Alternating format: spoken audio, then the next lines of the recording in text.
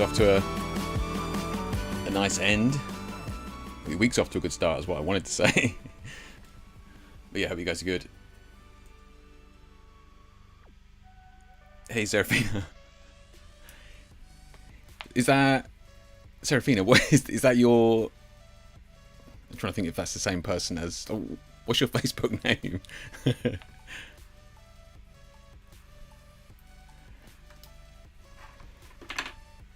Yeah, I hope you guys are good. Let me just turn this down. It is Rafaela. Yeah, I was like, is that Rafaela? Yeah, how you doing? How you doing? Hope you're well. And yeah, I think Switzerland was what 19 degrees when I left, and when I got back to London, it was 9 degrees. So yeah, it's good to be back. Yeah. How you doing, Warren? How you doing, mate? Jamie, how you doing? I know, where is Vlad? I haven't heard from him in a while, actually. I think he's been busy farming his Instagram reels. But yeah, I hope he's well. Normally he catches these, so maybe he's caught up, with his newfound fame. Hasn't got time for us anymore. But Jamie, I hope you're doing well, mate. Love the image that you shared, man. Yeah, absolutely awesome. Yeah. It's just like leagues above where we were a while ago, right? I mean, looking at the images now compared to a year or so ago, yeah, it's like nuts. That is a beautiful image you shared. Yeah, looking forward to checking that out in a minute. It's 5 degrees now. Are you kidding me? Really? Okay. So you literally just put the weather on just for me. I appreciate that. Let's turn that off. Let's have a look. Artemis, how you doing? First time. Nice, nice. Welcome, welcome. Glad you could make it. Where did you hear of this then? Did you hear of this just from my Instagram stories and stuff? Is that how you found out about this? Because I've been bad at sending out emails in the last few weeks, to be fair. But welcome, yeah, welcome. Enduro, how you doing, man? Another new person from Enduro. Did you just find me through YouTube, or you just like the Instagram stories, or? That's great. That's great to have some young blood in chat. Just showing off you, right?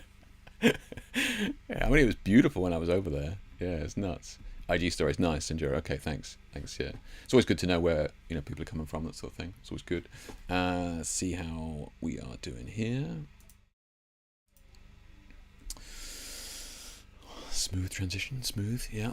But yeah, if you're new here, what we're going to do is, I mean, we usually do these live streams once every fortnight. It's always on a Tuesday night, so the next one will be in 2 weeks' time. And what we do is we usually just have a chat about the latest bits and pieces that have been in the photo news, any new products and that sort of thing. I think, was it NAB 2024 is on at the moment, so there's a couple of bits with regards to, well, not a lot more than a couple, to be fair, but we'll just scoot over a couple of pieces from that. NAB is generally geared towards sort of like cinema, video, so they've understandably got a huge amount of LED lighting that a lot of people are bringing out new products and that sort of thing. So just have a quick look at some of those. Saw your lessons from ProEDU. Yeah, Enduro.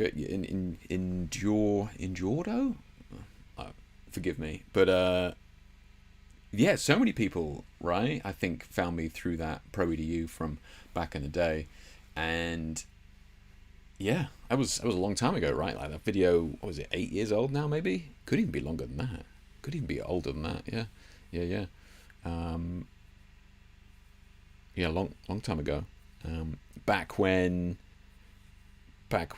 like long form content was popular. Like if you if you remember that original gel lighting tutorial with ProEDU, it was 22 hours long, if you can believe that. It's kind of nuts, right? Yeah. Ain't nobody watching a 22-hour video these days. But yeah, so yeah, live streams, what we do, like I said, just have a chat about some latest bits and pieces, news, products, that sort of thing. And then what we'll do is we go into looking at your work, like some of the pieces that you guys have been working on, maybe offer some feedback, some critique, and yeah, just check out what you guys have been working on. If you wanted to share an image, you can certainly do so. Every Monday I do a share a shoot here. People can share their work. As we can see, we've got a bunch of shots in here already. So if you wanted to do that, you can do. Just pop your images in the comments of that post in here. But yeah, every Monday, and then yeah, just whack it in the comments. No links, just so we can see them, and yeah, then we'll take a look at them later on. Yeah. Remember that producer? You've got it. I think I'll be honest, Jamie. Yeah, that certainly came along at the right time. I think that definitely struck while the iron was hot, and that was certainly what catapulted gelled lighting to the mainstream for sure. I think so many people bought that tutorial. Yeah. I think to give you some idea, I think it paid for itself within 24 hours or something like that. It was certainly a hot video at the time for sure. And it's crazy the amount of people that still come up to me years later and say that they got it, like people that you wouldn't think would have, but I think it was just one of those things that everybody got at the time, which is crazy. Yeah. Yeah. The old orange and blue classic. That certainly paid a few bills, which is good. But yeah, also whilst we're doing the live stream, any questions or anything, it doesn't really need to be about the topic that we're on at the moment. You know, if it's in chat, I will answer it when I see it. But yeah, this, you know, I'm just here hanging out with you guys, just having a chat. And if you've got any questions about, you know, my work or lighting or anything like that, then just let me know, and I will certainly answer it if I can. Yeah, that's what these live streams are about. Just us kind of working through some ideas. Right. It's been a busy week or so I don't have anything crazy planned apart from us going through the news and then going through your images. But next live stream, I hope to be digging into a piece of software. So Jamie, I know you use it, and one of these, yeah, and I know a bunch of you've recommended it to me, but Honoric software here from Composite Nation. So project I'm working on at the moment was, or it is, kind of a little bit how should we say, like rougher or rawer. What I mean by that is it was kind of shot at like a 30th of a second, 20th of a second, with LEDs, so there's like a little bit of movement in there.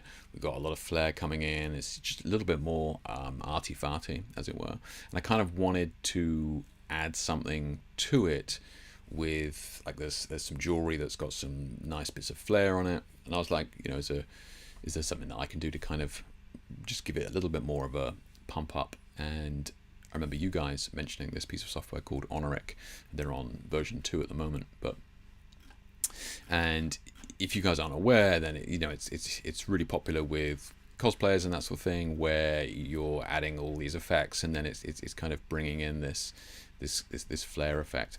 And you know, I'm not wanting to do anything as crazy as that, but I kind of wanted to do something a little bit where just bringing in a little bit of atmosphere to some of the blooms, if you like, on some of the highlights that were in there. So I kind of wanted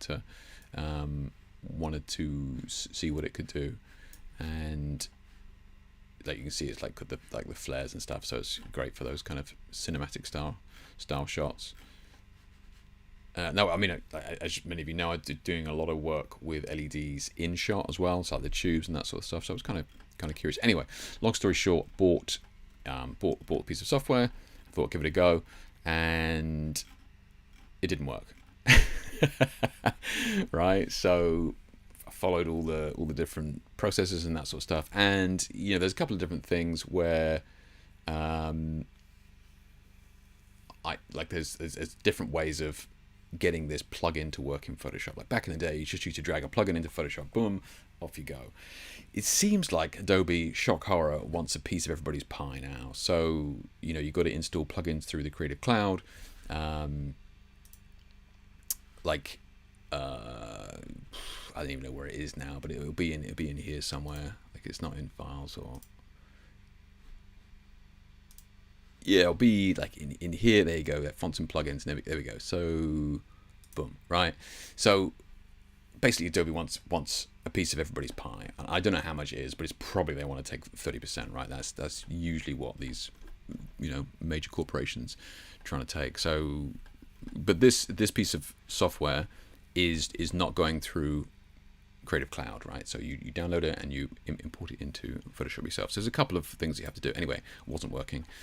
I reached out to like the help desk and that sort of stuff. Now, what happened was like the owner or CEO of the company messaged me back to go, do you want to jump on a video call and we'll get this sorted? I was like, that's exceptionally kind of you.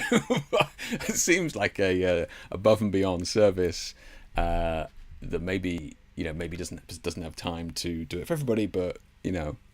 Anyway, obviously, turns out he was familiar with my work. We got it sorted. Anyway, and I was on a call with him for like 2 hours, going through what the software can do, as well as, you know, other pieces of software that he's working on.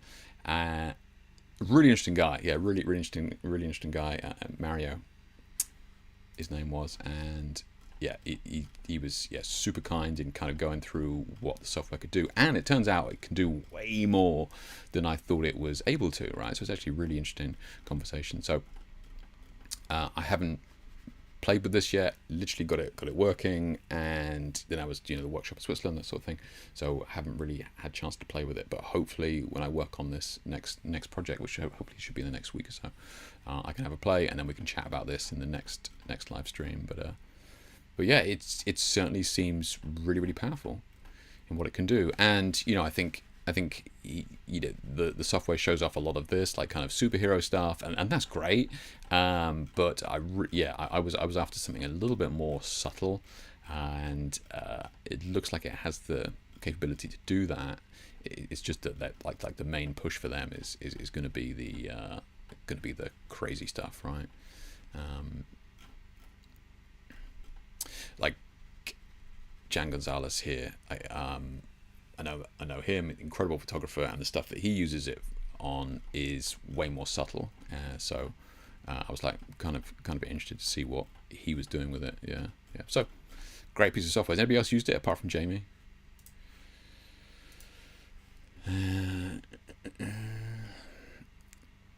Thank you, Jamie. That is super kind of you. Because I did look for a demo, right? I was like, is there a demo? Can I just try this out? Will it work? Is it right for the project? And I was like, well, like, what is it? $100 or something like that. So I just bought it. Yeah, just to be clear, I'm not being paid, or he hasn't given it to me or anything like that. I bought it with my own money. So I'm just happy to kind of play with it. Yeah.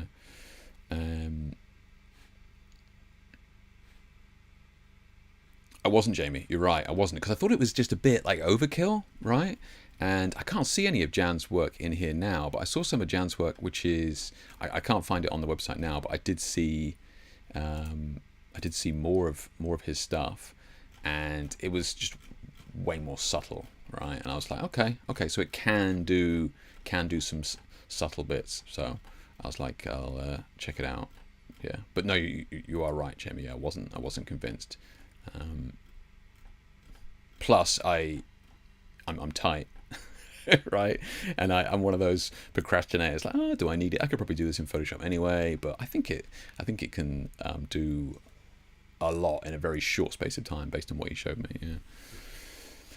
Yeah. Rafaela says, oh yeah, I wanted to ask about the Godox Spotlight. There are different versions. Which one would you recommend, and is it possible to use it with Flash?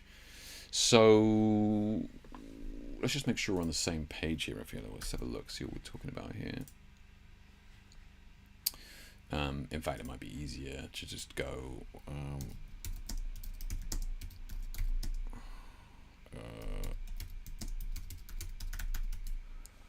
there we go. Is this the thing you're talking about, Rafaela? This is the this fella here. And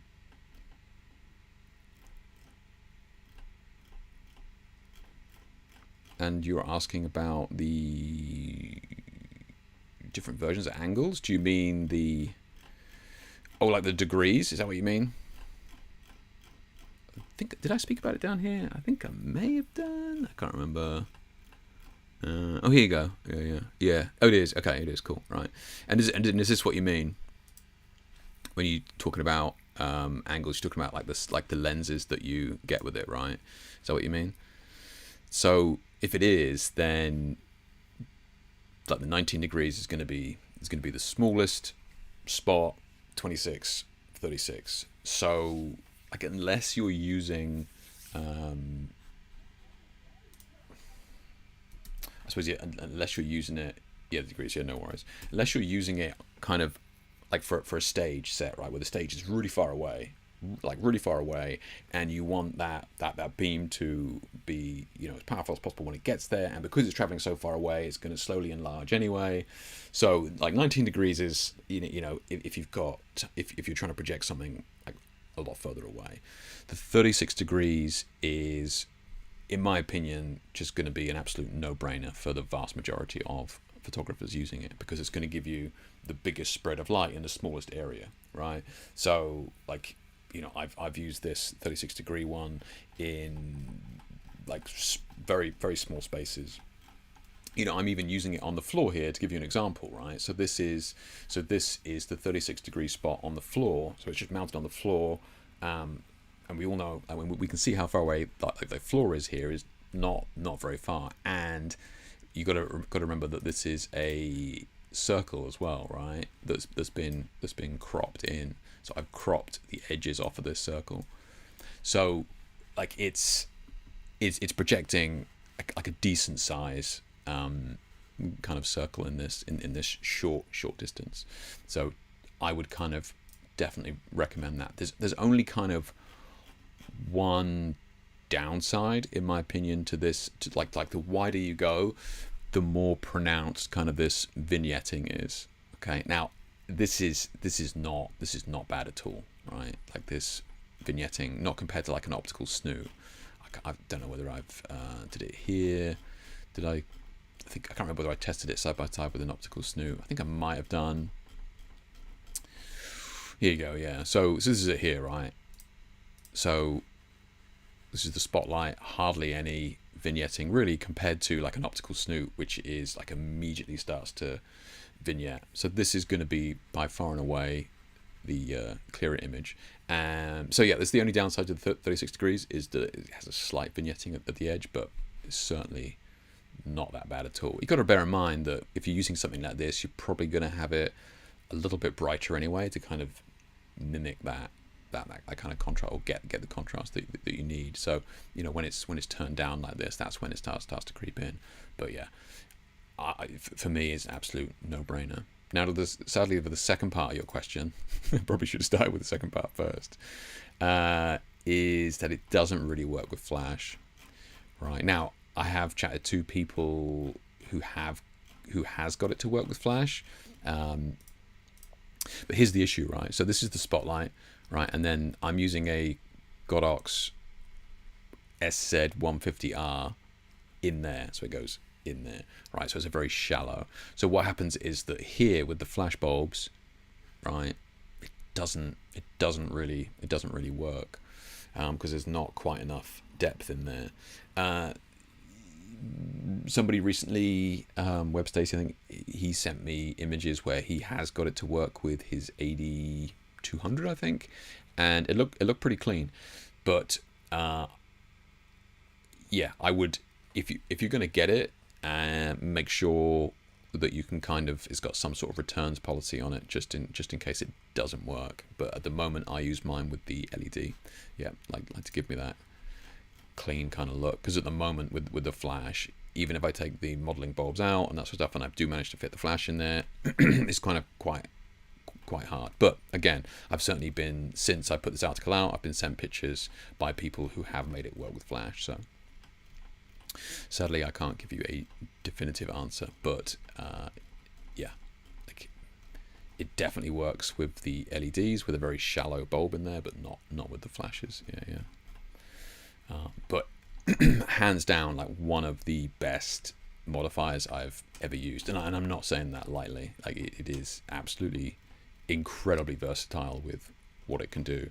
You know, like all of these shots here, like the different types of shots that you can get with it, like beautiful diffused soft light, you know, as well as you know, gradients of color, you know, creating like different effects with the long exposure. I'm using LED in mine as well, and because it's like full RGB, so you got the full color, you know, beautiful soft washes of color. You know, again, we spoke about this at the workshop, but like no hot spotting and that sort of thing because of how we're using it.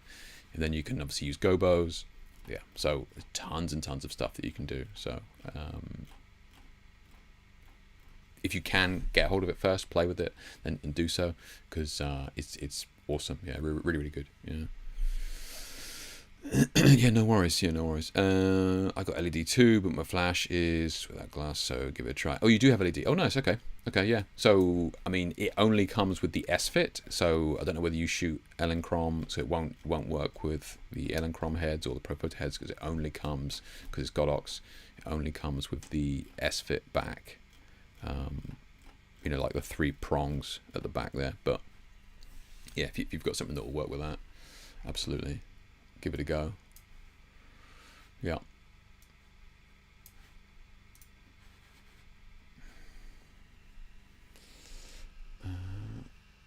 Okay. Did I miss anything else in there, did I?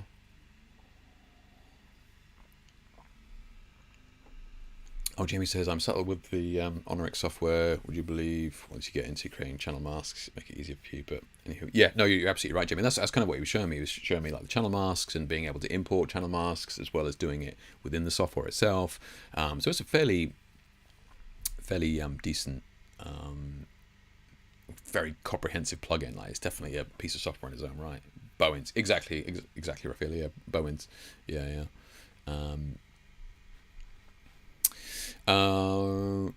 So if you guys not aware, I keep referencing Switzerland, and I met Raffaella at a workshop on Sunday, which feels like a million years ago now, but doing it over there, and it was cool. Yeah, it was gel lighting workshop. It's been a few years since I've done a workshop in Switzerland, what with COVID lockdown and all that sort of thing. So it was great to go back and do that. But we covered the gel lighting workshop, covered an awful lot on the day, which is good.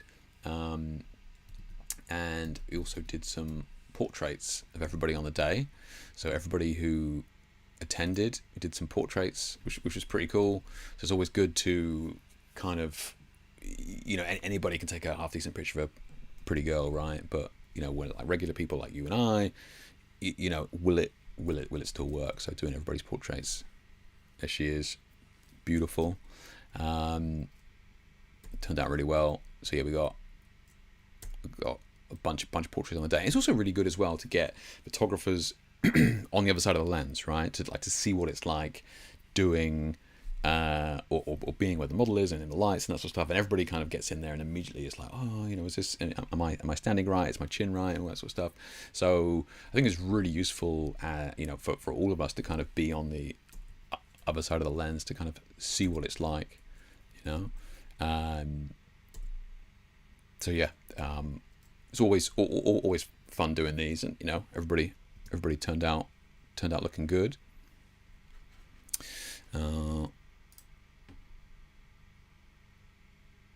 It was Steve, thanks. Yeah. No, it was good. Yeah, we got a lot done. So Raffaella, if just DM me on Instagram your email address and I can send this over. I know Charles from the studio has been super busy, so if you want it, then send me an email and I will send it to you direct, although I'm sure he'll send them out anyway. Yeah, no worries.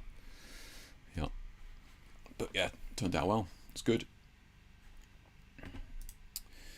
Yeah, no, it turned out well. Yeah, glad you like it. Yeah, looks good.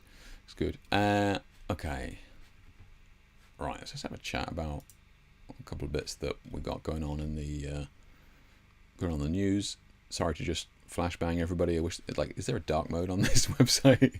Well, he went to Switzerland and back. I think the furthest I ventured was Asda. That's the way it is. And yeah, I've certainly been there. Yeah. Yeah, no worries, I feel. Yeah, no worries.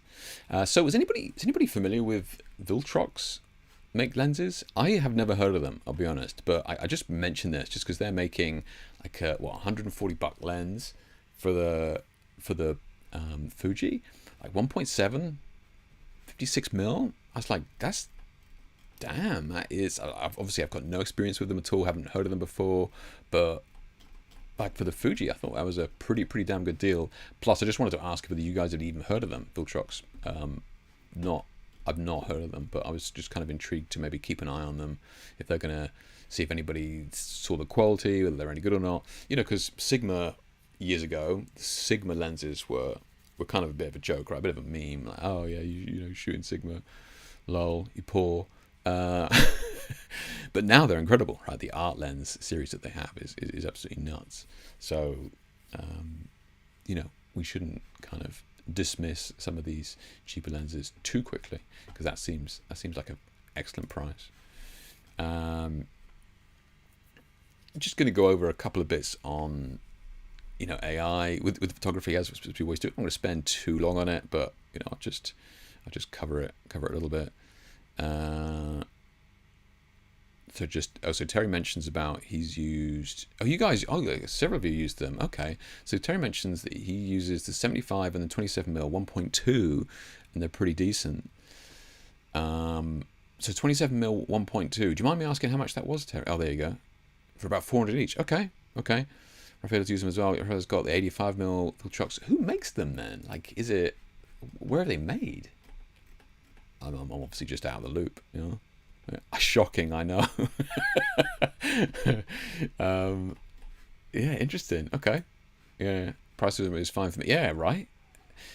I think what I was really kind of impressed at was how wide they went. Like, I mean, what Terry's saying there, he got a 1.2, like for 400 quid. That's kind of nuts. Yeah, that's pretty nuts. I'll be interested in seeing the shots, Terry. If you ever have any on hand and you want to share one day in the Facebook group, share a shoot. I'd certainly be interested to see what the 1.2 looks like on that. See how all the, like, what the edges of frame are like.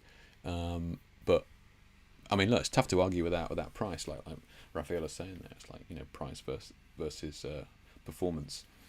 It's tough to argue. Like, what would you pay for a 1.2 otherwise? Like $2,000? Yeah. Crop so far like gathering capabilities. So, what do you mean crop so far like gathering capabilities? Yeah, link a couple of bushes. Okay, Terry. Yeah, no worries. Yeah. Well, appreciate that. Yeah, I'd be interested to see. And again, yeah, I haven't heard of it, so it's obviously just me. Is anybody old enough in here to remember PhotoBucket? You guys remember PhotoBucket? Essentially, they keep emailing me once every other day going, we're going to close your account. Do you want to keep it? Give us some money. I didn't even think I've got any images on there. If I do, they're ancient and I honestly don't want to look at them. But essentially, PhotoBucket is saying, whilst its user base has dwindled to a mere 2 million today, I'm amazed there's as many of that, if I'm honest. It has a massive archive of 13 billion images, right? So, now they're old images, and all those images are going to be licensed for AI training. That's right, your vacation pic and cat photos you uploaded years ago are there too. I mean, they're saying it a bit tongue-in-cheek here, but yeah, they're not wrong. Like, people who used PhotoBucket years ago, like, we were just uploading any old crap there, right?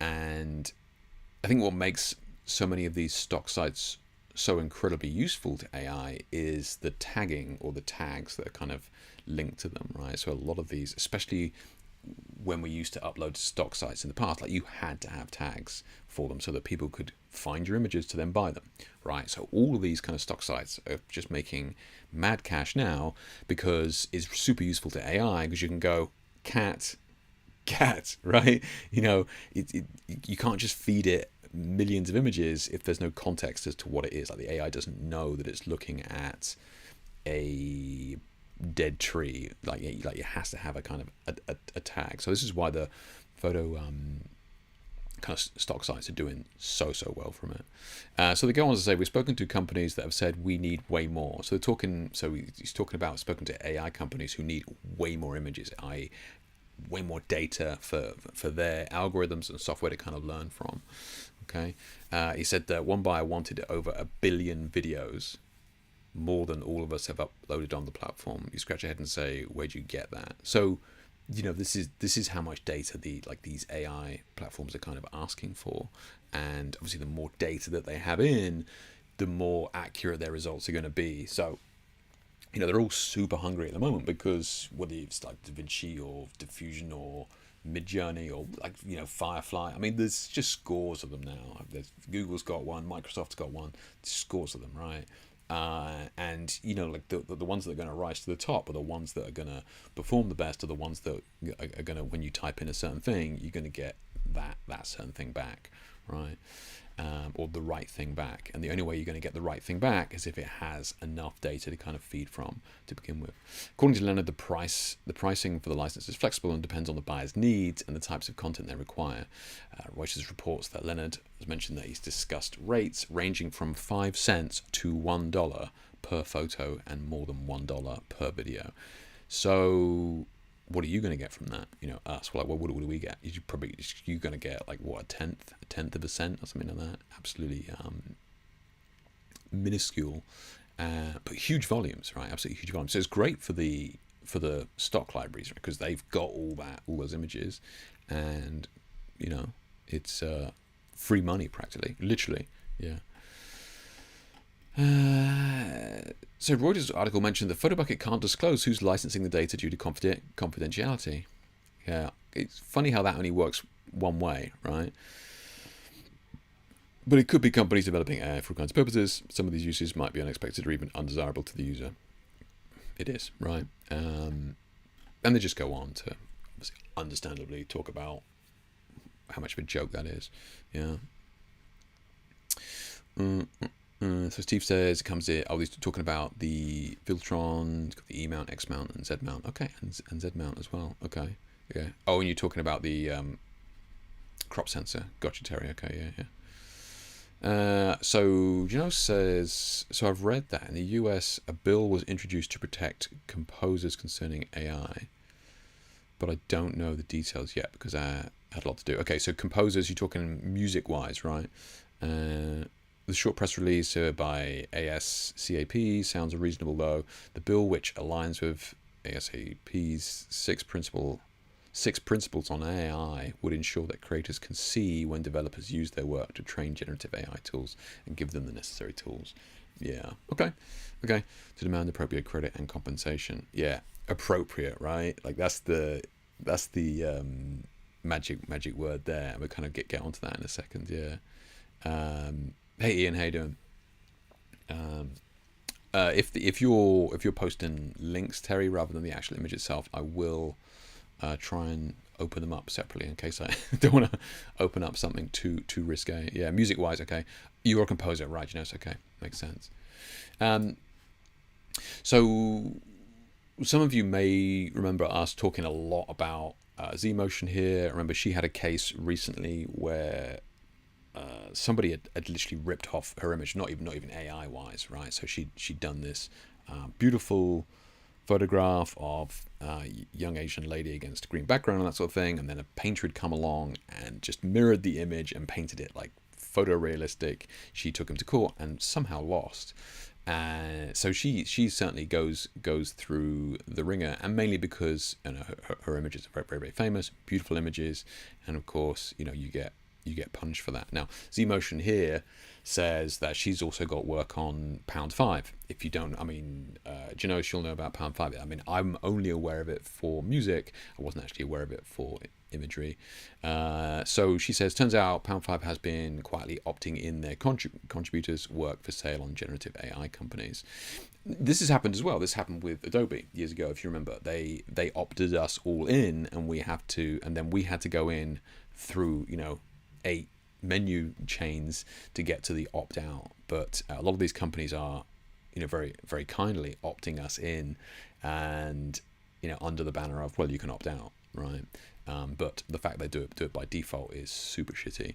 They send an email to say participation in the dataset program is optional, but only after a contributor's work has been sold. I checked the Pound 5 forums, and multiple people had no idea this was a thing. Of course, yeah, it was the same with Adobe, and it seems like it's already happened once last year, where people were also caught unaware back then.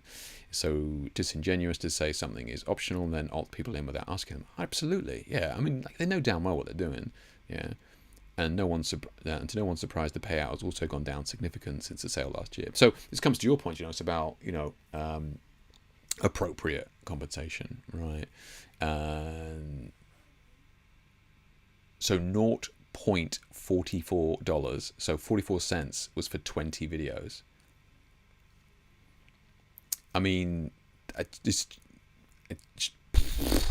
absolutely just boggling, right? Many people won't be interested in contributing to the race to the bottom. Absolutely, and devaluing their work like this. So Pound 5, please ask your contributors to explicit consent and stop the dark patterns. BS trick your creatives into opting in. So she shares here, congratulations, as your media was purchased on Pound 5, Pond 5, I don't know why I keep calling it Pound, Pond 5, boom, yeah, so 44 cents, can you imagine? It probably cost, it probably costs them more money to send the email than that's just gross, right? It's just nuts, yeah. 44 cents for 20 videos is insane. Music wire, yeah, cool. Okay, so anybody using Pond 5, I mean, like I haven't used any of these sites. I'm going back nearly 20 years when like the first stock, like kind of like the first stock when digital kicked off, and then stock was, or micro stock, if you want to call it that, kind of exploded. I certainly uploaded a bunch of horrendous images now onto a bunch of websites, and made a few quid over the years, literally. So I mean, I haven't got any images anywhere else otherwise on any of these sites. But it is worth, if any of you do have images on any sites that do this or anything like that, just to check to see if their terms haven't changed, right? Next one here, tech giant Apple paid Shutterstock to use their image and video libraries to train their AI. So what is that? Is it called Firefly or something? Or it's something like that, isn't it? I forget. What's Adobe's AI called? Something. I think it's Firefly. Apple paid Shutterstock to use their images and video libraries to train their AI. It has been revealed Apple allegedly paid between 25 million and 50 million to gain access to millions of photographs and videos. So Shutterstock, if you don't know, like huge stock platform, absolutely massive, right? So, Apple being like, holy shit, we've been kind of left out in the cold on this one. We're kind of behind the times. We need to quickly get on this. Like, somebody needs to knock out an AI software real quick. Let's just go to Shutterstock. We'll give them $50 million and boom. Firefly. Thanks, Steve. Yeah, we'll give them $50 million and then we can have access to all these images, and then we can make our own AI. Right. So Apple wasn't the only tech firm to strike a deal with Shutterstock. In 2022, Google, Meta, and Amazon all made a deal to use the photo and video libraries for the data. Shutterstock must have made, can you imagine the cash injection that Shutterstock has had in the last few years? Insane, right? They were probably just dipping off, right? Because stock has definitely been dipping off. They must have had just mad cash over the last few years from all of these guys, right? They were just sitting on a gold mine. They didn't even know it. They must have made so much money. I mean, contributors didn't. Right? I mean, unlucky. I mean, what a joke, man. But yeah, so no real surprise there, but just them just talking about that. Yeah. Time to buy justify. Yeah. That's a good point, actually, Steve. I wonder if their stock did go through the roof. It must have done, right? It must have done. Yeah. Okay, so look, like I said, I know we always bitch and moan and shake our fist at the moon when it comes to AI and that sort of thing. So I'm not going to spend too much time on it. But again, I just thought I'd mention a couple of bits that caught my eye over the last couple of weeks. So let's get into some of the lighting pieces here.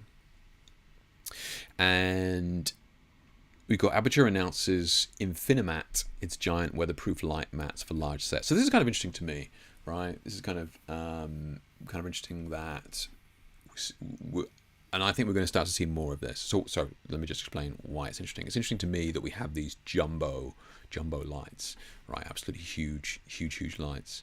And why is that interesting? It's interesting to me because the light that you're going to get from these is going to be phenomenal, right? Absolutely incredibly gorgeous. Now, many years ago, I did a job for Panavision, their lights, Panelux lights, and which is like film set lights, right? And, it's like the top end. This is like the absolute best of the best lights in the industry. Incredible lights, and some of them are just so expensive, they're not even for sale. You can only rent them, right? And this is like a 15 grand light that they had, and it was just this jumbo LED panel, and we were using like several of them. And I might be able to find the image. I don't know. I probably won't be able to, but if I can, I'll just quickly give it a look. If not, then no, I don't think so. Yeah. maybe it's in here.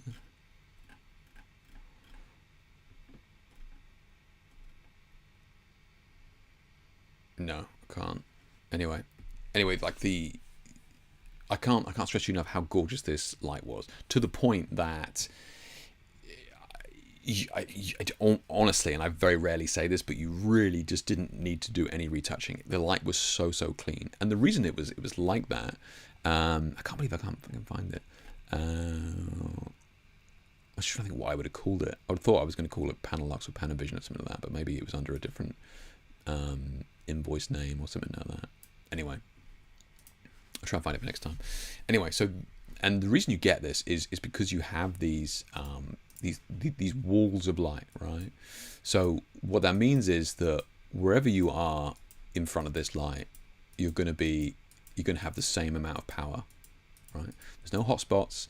There's no bright parts in the middle. So like, imagine if this was a softbox, this is where the strobe would be. It would be super bright here, whoa, and then you'd have little bits of light coming out everywhere else, right? This is what the hot spotting is. So these huge panels creates this just incredibly gorgeous light, and I'm kind of expecting us to see a lot more of this coming out, where it's incredibly even spread of light. So these Infinity matte things looks like, I mean, they're potentially just infinitely scalable, right? Hence the name. So they're IP65 rated. We'll talk about that in a second, because that seems to be the big thing that we're seeing at NAB as well. But yeah, essentially just means that you can use them outside in the pee and rain. But you can see them linked here, right? So very lightweight. You can carry them, fold them up, bring them out, and then they're going to be programmable. So if Vlad was here, Vlad is making his own programmable tubes and all that sort of stuff. So he's kind of doing that himself. But these are going to be programmable to have whatever you want. I would have thought it seems to be these certain squares, like only certain regions, as opposed to individual LEDs. But they seem to be very more controllable than we've seen before, right? So Juno says I don't shoot stock, but I read that Shutterstock really crippled their payout to photographers in close to nothing now. Yeah, it is, Juno. It's absolutely just non-existent, right? Absolutely non-existent. Because, and the reason that's happening, right, is because Apple's coming along going, look, can we buy 5 billion images off of you? Can you do us a deal?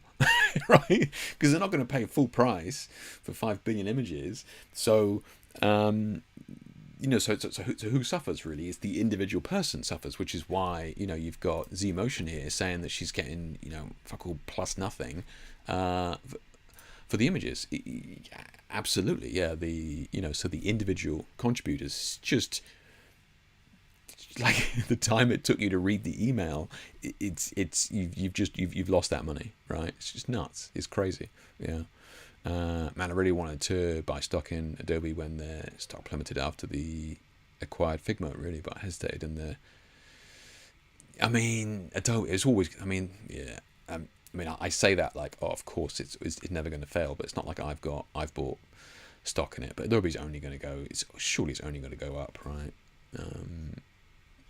Sam says, do you use the flash on the Rotalight, or do you prefer to use it constant? Also, is it possible to do the long exposure with constant, or does it require flash? So we're just going off topic there a second, Sam. So, do you use the flash on the Rotalight? So what Sam's talking about there is that the Rotalights, the EOSes, and well, in fact, really all of them, EOSes, Neos, the Anovas, they all have flash function, right? And you can just trigger it with your flash trigger, like, or I think they work now for like Godox, like pretty much most brands they work now, right? So that's what I'm doing here, right? So this is so to answer your question, Sam, this is all done with Rotalights, and yeah, so I'm using the flash and I'm using the ambient on the Rotalights,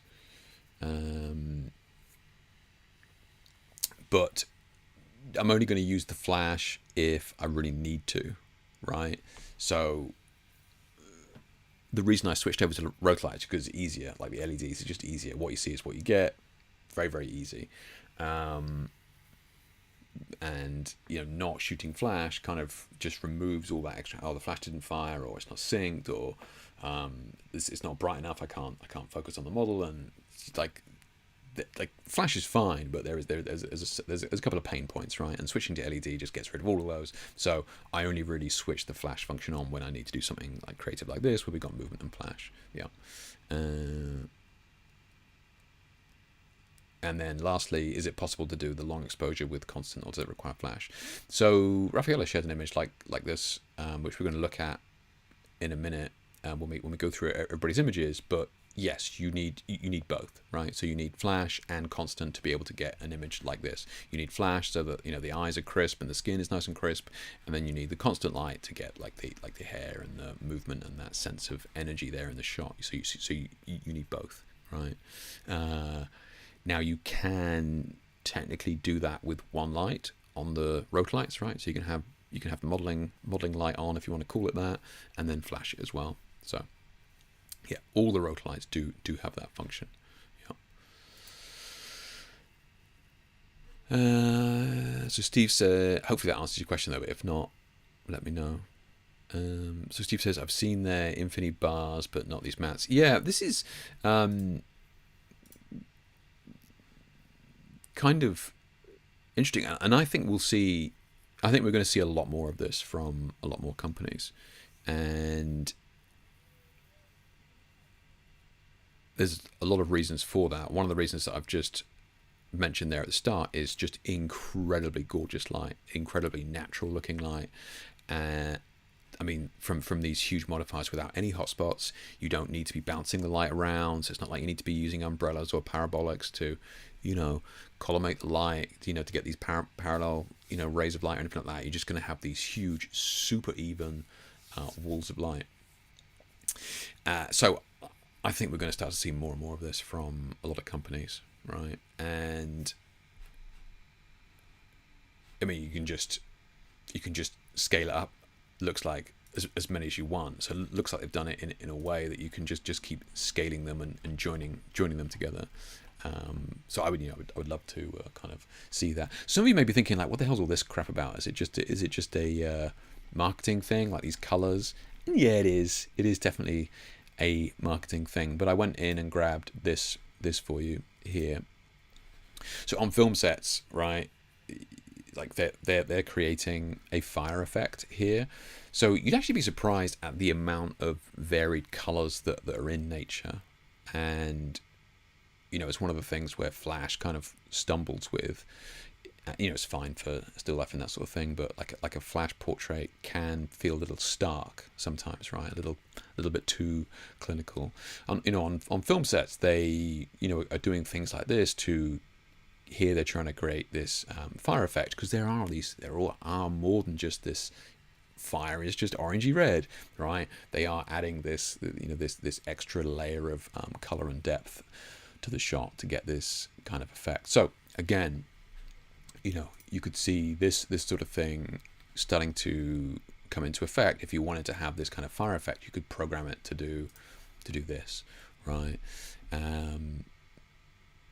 If you, and I'm going to always say this, if you take out like a white piece of paper and fold it in half and kind of rest it on the ground outside on a sunny day, like one side of that paper will be slightly warm and then the other side will be slightly blue. Like that's because of natural light and like the Kelvin, if you like, or the color temperature that is out there. That's kind of happening on different planes, which you don't get with Flash, right? If you did that, I'm going to recreate natural light with Flash, boom, you kind of get the same hardness of light, but it would just be white on both sides, right? So I think there is more color in light than many people realize, and and on film sets they kind of get into the weeds of it. So this kind of speaks to what's going on here with some of these. I could definitely see them doing something really interesting with this. They don't really show it off in the video, they just show this weird kind of glow on the car. not a great example, but yeah, kind of interesting. Yeah. Sorry I'm late, I just bought some new underwater gear from a shoot coming up. Nice. What'd you get? Like underwater housing? Sterling, what did you get?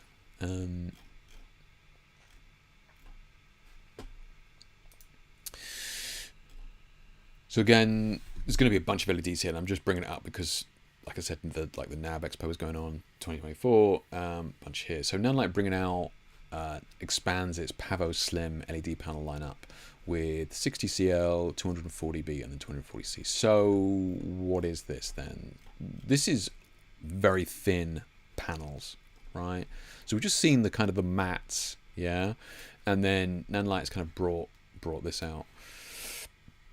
And look, I know we've got a bunch of Nan bros in chat. A lot of the time, I don't think if there's anybody using Nanlite at the moment, but yeah, I'm not kind of convinced at this.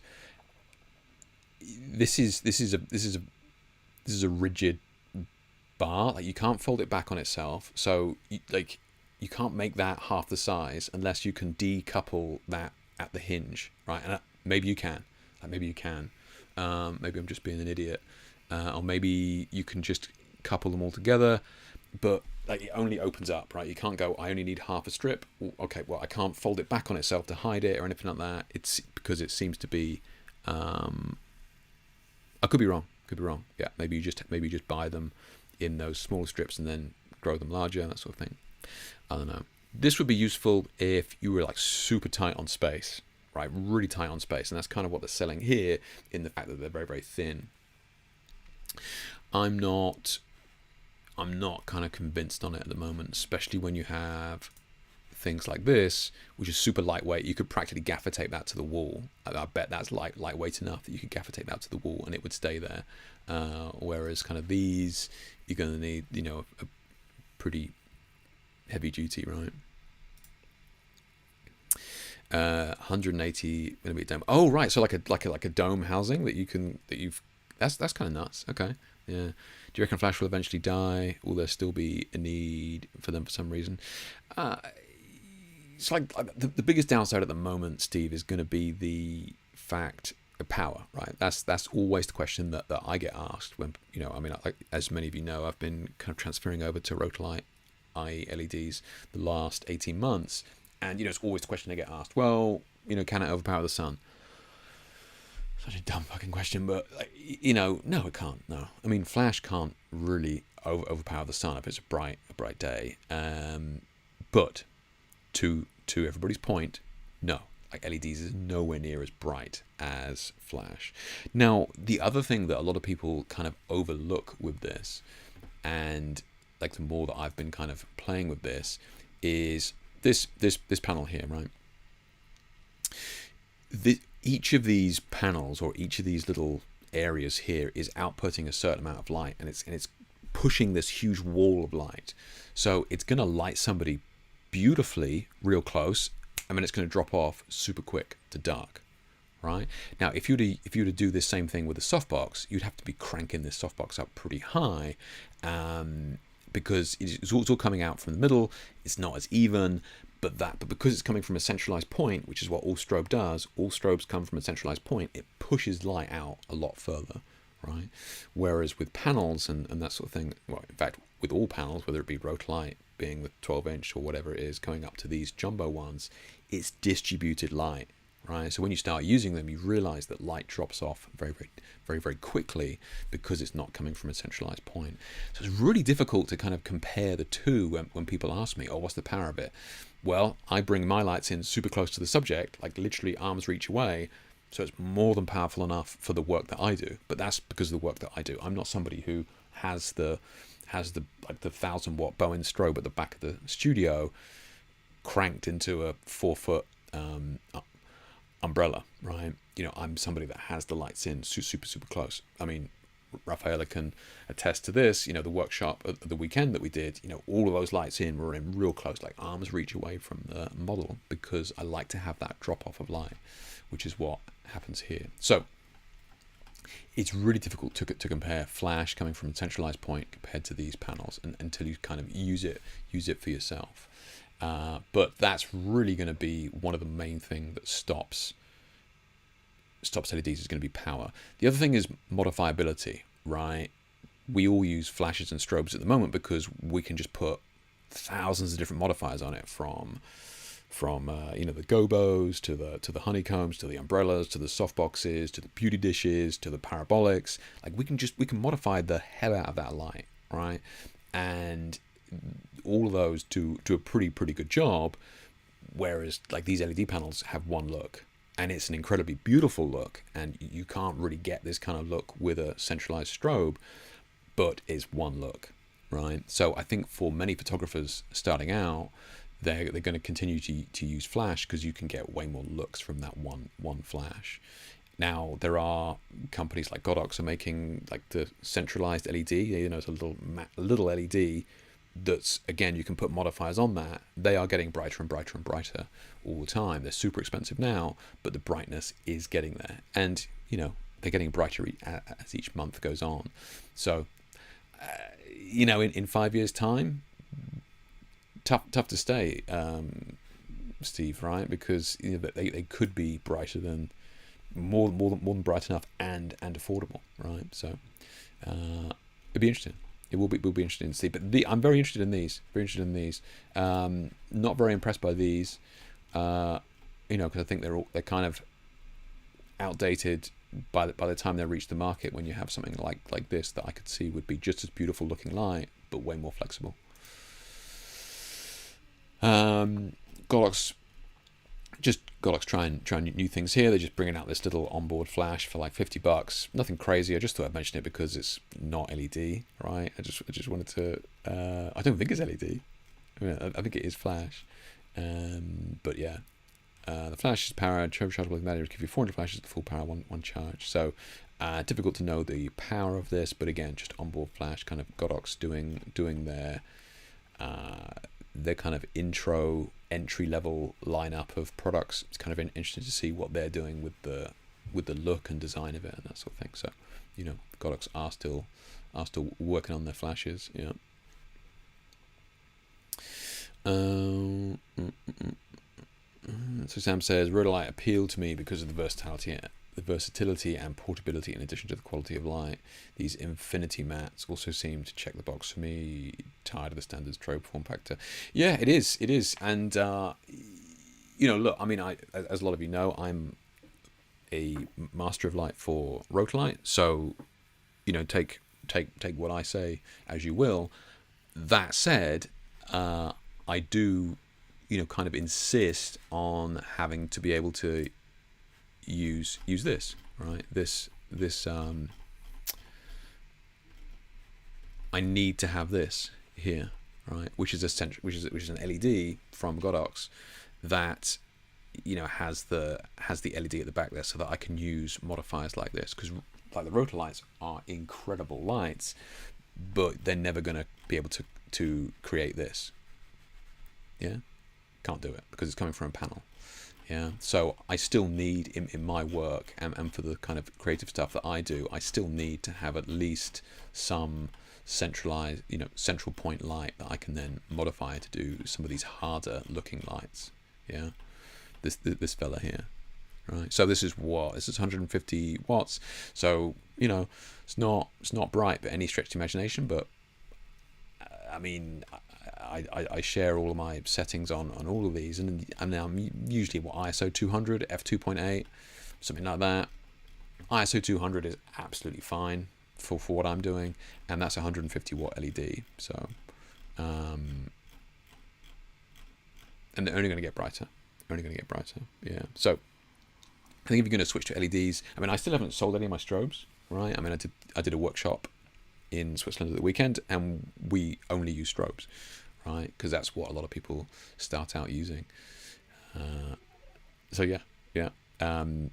Between you and me, I was contacted a couple of weeks ago with regards to universities, right? And universities, or tend to be not run by, but have like an older generation of photographer running the departments, and it's getting to the point now where LEDs are kind of starting to get into some of these photographic departments, right? And when that happens, that's when you're going to see the shift, right? As soon as the younger generation start to use LEDs when they're being taught and training, and that will just carry on from there, right?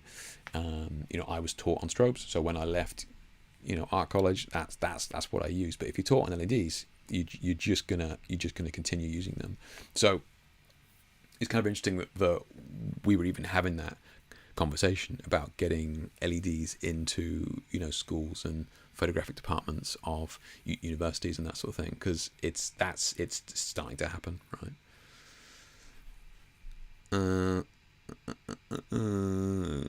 Grab says those light mats if made can be very handy for the small footprint. Absolutely, man. I mean, can you imagine? Yeah, I mean, like you could just nuts. You could stick that to the ceiling, right? I mean, you could even just take like a couple of light stands and just press them to the ceiling. It would be super easy to do that. You would need, yeah, like it would be unbelievably easy. You just get a couple of C stands with a crossbar, boom, like you say, you know, no room at all, and you know, even like a wall. If you're doing a corporate headshot in an office, you could just unwrap this, just whack it up in front of them, just get this beautiful light coming in. Yeah. I can see so many uses for these types of mats. So what are the prices of these things? Prices of the new Aperture Infinity mats have not been announced. I suspect, however, they're in the if you ask, you can't afford it range. This is it. With these kind of big things with video, they are still very expensive. But, you know, Godox has got their own mats as well, I think. But we'll see. You know. Especially what the domes, Sterling, right? The big domes rather than actual casing. I could see that. Yeah, I could see that in terms of like quality of the lens. Yeah. Oh, the light's so close, I feel like. Yeah, right. Yeah. I know you would never recommend anything that you didn't believe in. Yeah, I mean that's just me, Sterling. Yeah, I agree. I mean it's not. You know, I'm at my point in my career now that I don't like. You know, I don't make any money from Rotalight's products, right? I think they say that I do have a code, but I never chase it up or anything like that. It's yeah, I'm not somebody who is trying to make my influence a living or anything like that. If I like something, then I'm going to say it. You have to understand that I get sent a shit ton of stuff, right? And I only share the stuff that I think is actually good. I don't make a review on a crap. on a piece of crap. It's not worth my time, you know. It's not my job.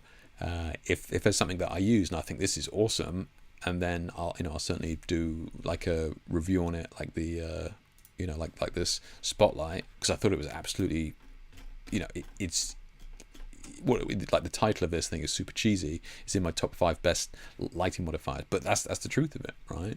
But yeah, I get sent tons of stuff that I don't share, because if it's crap, then I'm just not going to waste my time writing an article on it. Yeah. Even when you paid for it, I don't do things like that, Sterling. Yeah, I mean, like when you say even when you paid for it, like what do you mean? Like, if you're talking about what have I been paid for, like that? I guess it gets kind of grey, right? I mean, you could say, well, Rotalight pay you to do workshops, so they're paying you, so you have a bias to say good things. I guess you could say that, yeah. But I mean, they're paying me to do a workshop, like they're paying me to teach people about my lighting.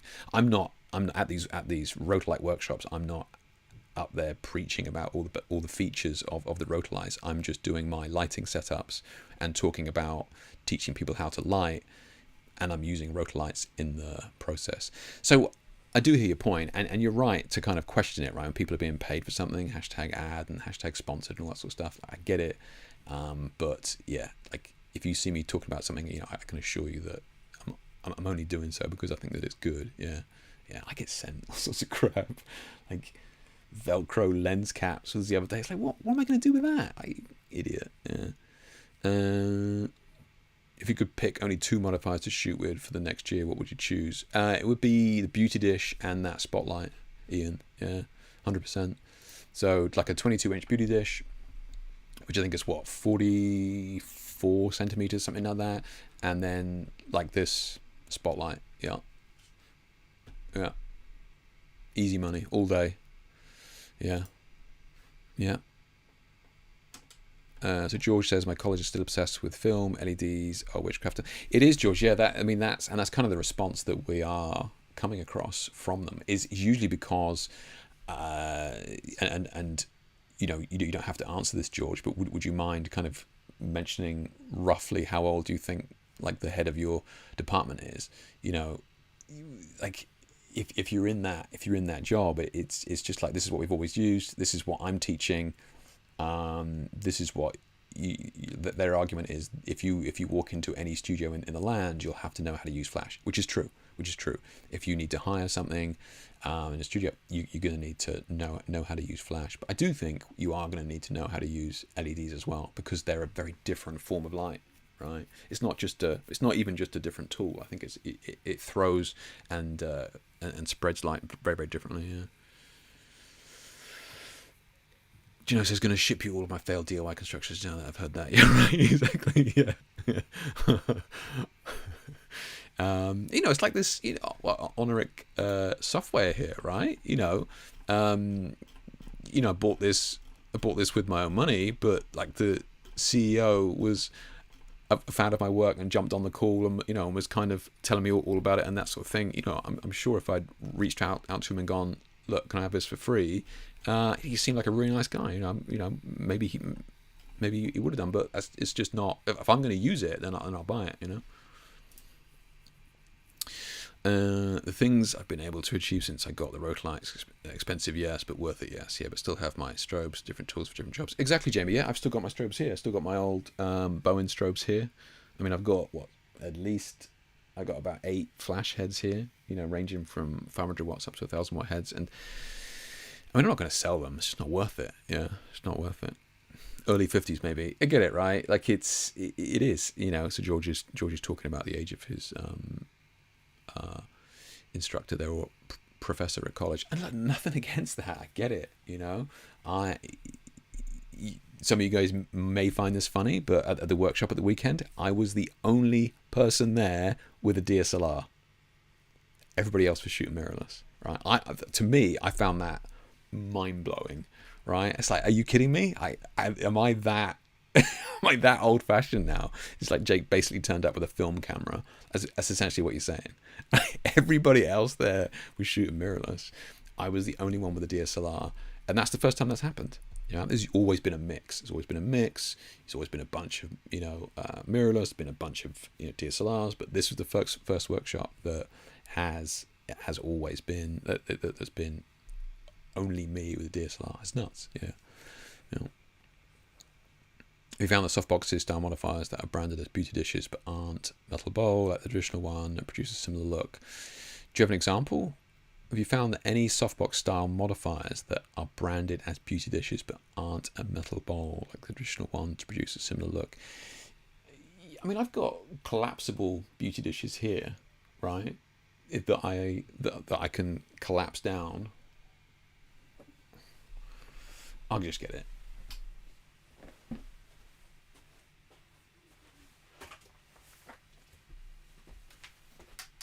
If you hear a crash, call somebody.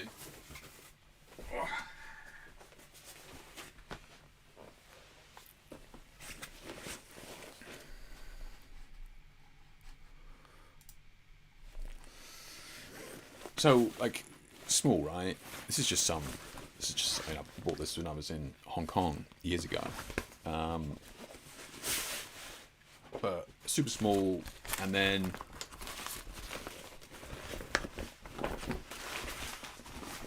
it just opens up like that, right?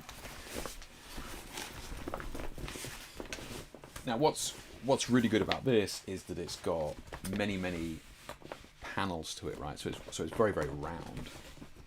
Okay? So like the catch lights that you get from it are beautiful.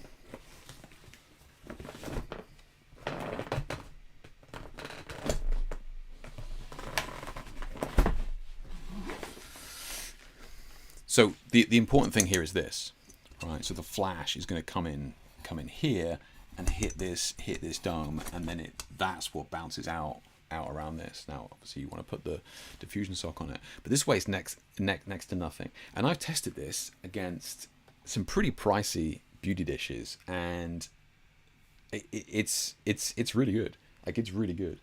Was it Phototech? I got it in some like market in Hong Kong somewhere for like 30 quid or something. But yeah, it like if I'm traveling, like if I'm by myself, I got a gig in London or something like that, using public transport, I can easily just whack this in my bag, and really good, right? Really good. So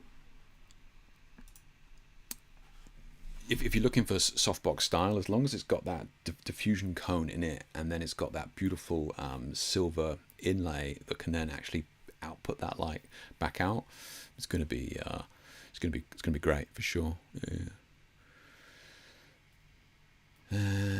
I did get it. Crap. Yeah, I did get it. Yeah, I bought it the other day. I haven't tested it yet, but I was just saying at the start of this stream that he very kindly jumped on Zoom with me for a couple of hours, and we chatted about what it could do. So yeah, hopefully the next live stream I'll have had a chance to play with it, and we can have a look at it in more detail. But yeah, he's a really nice guy. Yeah. Pixar do the collapsible beauty dish, but it's terrible to put up and down. But the images from it are gorgeous. So that one, I mean, I don't know how that compares to the to the collapsible one, but that's got plastic struts in there as well. They're thick plastic, but it's not metal. Very easy. Yeah. You think that's quite wide? I think it needs to be that size for a beauty dish personally, for a portrait, and I have that about arm's reach away, and yeah, it is. It's definitely slightly bigger than my 22-inch, but still really good. Yeah, ones like that. If those produce the same look as traditional beauty dish, I don't see why I'd prefer carrying a heavy piece of metal. Yeah, exactly. Yeah, mine's better as it choice. Yeah, that nice knockoff from Hong Kong. It served me well, that thing, man. Yeah, I remember thinking at the time. This was years ago. This was before Godox was doing all its ripping off and all that sort of stuff, and it's got that years ago, and that thing was an absolute find back in the day, and yeah, really good. I used it loads, and super lightweight. Yeah. Produce the same, looks traditional beauty dish, don't see why I prefer carrying a heavy piece of metal. Yeah, like I said, if I'm turning up to a fancy shoot, right, where you got an art director and all that sort of nonsense and crap, people breathing down your neck, and people are spending a lot of money, sure, I'd turn up with the expensive beauty dish, right? I mean, it is in a Christmas wreath bag, but still, the beauty dish inside is expensive. But yeah, if you're just doing like a corporate headshot or something like that, or portraits on the go and you're traveling, it's that thing. You can literally have that in your bag. It's beautiful. Yeah, it's beautiful light. Yeah, beautiful light. Yeah.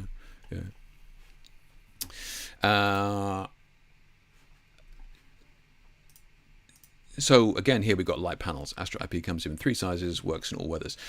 So this seems to be like a big feature that we're seeing.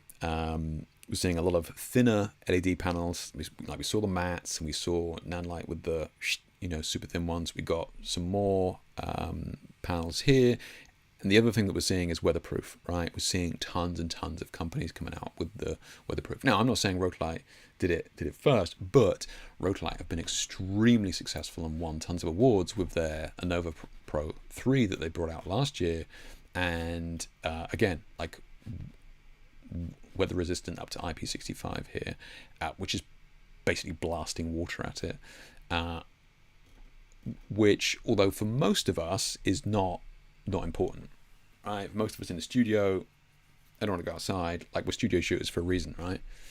So it's not really a big deal. But for video, having this IP rated or weatherproof lights are becoming more and more popular. And without saying too much, but the bosses at Rotolite have said they've seen huge success in selling these Anova Pro 3s to studios and TV departments and that sort of thing, because we can use them outside full time, which is huge, right? So you're not beholden to the weather. It's like, oh shit, this rain's coming in, we need to close everything down, all that sort of stuff. So we're starting to see more and more of these weatherproof lights. I don't know whether we'll start to pay a lot more for them, but I just thought I'd mention it, that we're going to start to see more of these. So these light panels here, they are rated at what, IP65, I think that's going to be the standard these days. Yeah, they're IP65. Yeah. How much are these little fellas? So the new light panels, Astra IP LED panels, are available pre-order. The half panel, $780. $3.5 grand for the dual light. $5 grand for the 3 light. Fucking hell. I mean, there's just, see what I mean about video? You just put an extra 0 on it, if not 2 extra zeros. It's crazy. Yeah, it's crazy. So, something to watch out for. So Nanlite again, right? They're bringing out this new line of lights. The first look at the Nanlite Alien LED series here, and they kind of, Udi, who you're seeing here, he's the owner of DIY Photography here. Obviously, you know, Udi's doing the journalist job here, but he's definitely helping out this poor young lad here, and because Udi knows his stuff, right? Udi has made his own LED lights. He's sold an LED company. Like he knows his stuff, right? So he's kind of coaxing this guy through it a little bit. But they kind of talk about. In fact, let me just find it a minute, because they talk about what they're doing to these LEDs, which I thought was odd but interesting. So let me just put the sound on a second.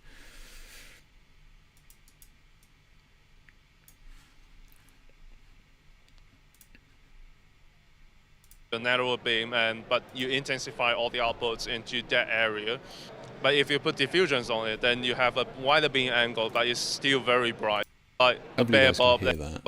So which means that you're actually achieving a lot brighter on these two lights. So you can throw them to a longer distance, and they cover a smaller space, right? That's the intensifiers for the lights. Those are not flat COB. It is. So this is the RGB WW full color lights. And one thing that I've noticed is that those are not flat COB lights. They have optics on them. What does that do? Well, it actually acts as the intensifiers for the light source. So which means that you're actually achieving a lot brighter on these two lights. So you can throw them to a longer distance, and they cover a smaller space, right? Yes, if you use it like a bare bulb, then it's actually a narrower beam, but you intensify all the outputs into that area. But if you put diffusions on it, then you have a wider beam angle, but it's still very bright as well. And so what he's saying there, which is kind of interesting, is that the LEDs at the front of these have... So which means that you're actually achieving a lot brighter on these two lights. So you've got to be careful when people market this stuff, right? Because, you know, like you can't make the light brighter. Okay, you can channel the light, you can collimate the light, and you can throw it further, but you can't technically make it brighter, right? So you've got to be careful with these buggers and their marketing terms. And you know, Udi pulls him up on it here, because he says, you know, basically you're just channeling it, and then you're throwing it further, right? So that's kind of what he's saying. So you can throw them to a longer distance, and they cover a smaller space, right? So essentially what he's saying here is, like, rather than the light, you know, coming out in this wall of light, you know, we're kind of focusing it in, and you're able to actually, you know, throw it further, giving it, you know, as long as you're in front of that column of light, you know, technically it is now brighter, because you don't have light wasted to the either side. And then they talk about putting the softbox on the front of that as well. So they look pretty robust. How do they deal with rain? So I'm not really sure what they're doing with that, right? So they're channeling the light, like magnifying the light forward, and then they're putting a softbox on it, which is then going to spread it again, right? So it's kind of weird. Like, why you? Obviously I'm missing something there, right? But like the magnifying the light, boom, cool, okay. Then we can put a softbox on it to then diffuse it. I don't know. So it seems kind of a little bit counterintuitive to me, but I would kind of need to see it. Yeah. Rain. Well, the head is IP rated, but the control box is not. But in case of the extreme scenarios, we prepare rain covers for the control box comes in with the How case. scuffed is that? What's the IP This is rating for Nanlite, those? by the way. Well, the head is IP55 and the control box is IP20. So it's blatantly somebody like marketing was like, you realize everybody's making waterproof lights, guys, right? What have we got? We can give it a raincoat. That looks so slapdash, little raincoat on it afterwards. So if you guys aren't aware of what the IP rating is, right? So the first number relates to like solids affecting the light, so dust and sand and all that sort of crap, right? And then the second number relates to water, right? So Rotolight's original famous IP65 here means that so no dust, dust tight, no ingress or dust up to 2 to 8 hours, right? So it's like pretty much sealed, so you can use that in windy desert and that sort of stuff. And then the 5, so 6, and then 5, so protected against jets of water, limited ingress. So you can be firing water at it and it's going to be fine, right? So and look, I'm not trying to dump on Nanlite here. I'm really not. I just thought it was kind of funny. And again, like Udi is helping him through this. But yeah, so he basically says that without this cover on, that it's basically 2.0, right? So which is it'll stop your finger from going in it, but it won't stop any water at all. And then with its little raincoat on, it goes from, what did he say, 55 or something? So but I'm being cheeky. But again, it just goes to show we're seeing a lot of these lights getting thinner, and being more and more weather resistant seems to be the big push. They do, Sterling. Yeah, they do. Yeah, different degrees of spread. Yeah, the chosen LEDs with small spreads. The light doesn't spread so much, more directional. And they actually refer to it as magnifiers on the front of that, Sterling. So I don't know whether they're saying that they can be removed or not, or whether these lights just come with these magnifiers attached, and that's that. Yeah. They cheaped out. It does look. I mean, you spend a lot of money on these lights. Let's have a look. The Nanlite in 300 and it's available in May. It hasn't been revealed yet, but we know that the 150C will cost less than $1,000, and the 300 will be 1,500, right? So this is the 300. So this is a 1,500 buck light there. So not cheap. The lights will come with softbox and the rain cover. I should bloody hope so. But that definitely feels like a bit of an add-on afterwards. Yeah, it's the same as the Godox panels. Is it, Steve? Is it? Yeah. So, do you have a link, Steve, to that, or maybe you can't share it? But yeah, the Godox panels, I'd have to have a look. Do you know the name of the panels at least? I'll Google them. But I have not seen these magnifiers on front of LEDs to kind of throw them further out. Or maybe they're just using it. Maybe other lights have done it for ages and now they're just talking about it marketing wise. But yeah. So a new line of lights from Nanlite. They're the Alien LED series now, like the introductory light to a series. So it's also like the first run, right? I'm sure that the Alien Series 2 will have all this, ironed out and squared away and that sort of thing. But does any Nanlite users here? Is this a good price for a Nanlite light? Because Nanlites are normally very expensive. So although this may seem pricey, isn't this actually a decent price for that size? I don't know. Yeah. Hey Vlad, how you doing? People were asking for you, Vlad. They were like, "Where's Vlad?" Yeah, you were missed, mate. You were missed. Yeah, I love my Nanlites, but they are way too much. I only bought mine for the underwater housing they offer for it. Oh, okay, interesting. Yeah, the Rotolights also have lenses in front of them, individual. Yeah, the little bulbous things. Yeah, you use Nanlite, Steve. Okay, yeah, the raincoat better be built like a tank. It does not look like it's built like a tank, Steve. Yeah, I don't want to like. It's so knocked that together. They just so knocked that together last minute. Yeah.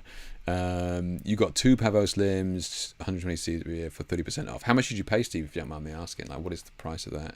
Had nothing to post, so I was doing the logical thing and was shooting some selfies. I mean, when aren't you shooting selfies, Vlad? Yeah. Took a while to arrive as a Nanlite distributor. Yeah, and changing. Okay. Okay.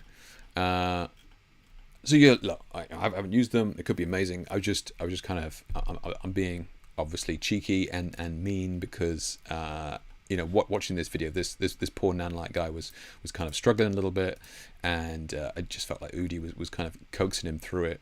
But I'm sure they are phenomenal lights. Yeah. Sandwich bag, yeah, with a nice little black trim on it, yeah. But mine for the open section of their website. Okay. Maybe I'll have a look. I'll see how these new aliens stand up, and yeah. I'm sure they're brilliant. Yeah. So more LEDs, but a little bit of a different one here with the Atmos. So you guys may remember Atmos. They make like, you know, monitors and that sort of thing. It's kind of interesting to see them broaching or trying to get into the lighting market here. So the Atmos expands into lighting with the world's first 99% sun accurate LED strip. So we kind of get into that, right? But okay, let's first have a look at what this is, right? So I think it says down here what Atmos done in the past. I thought they did monitors and stuff.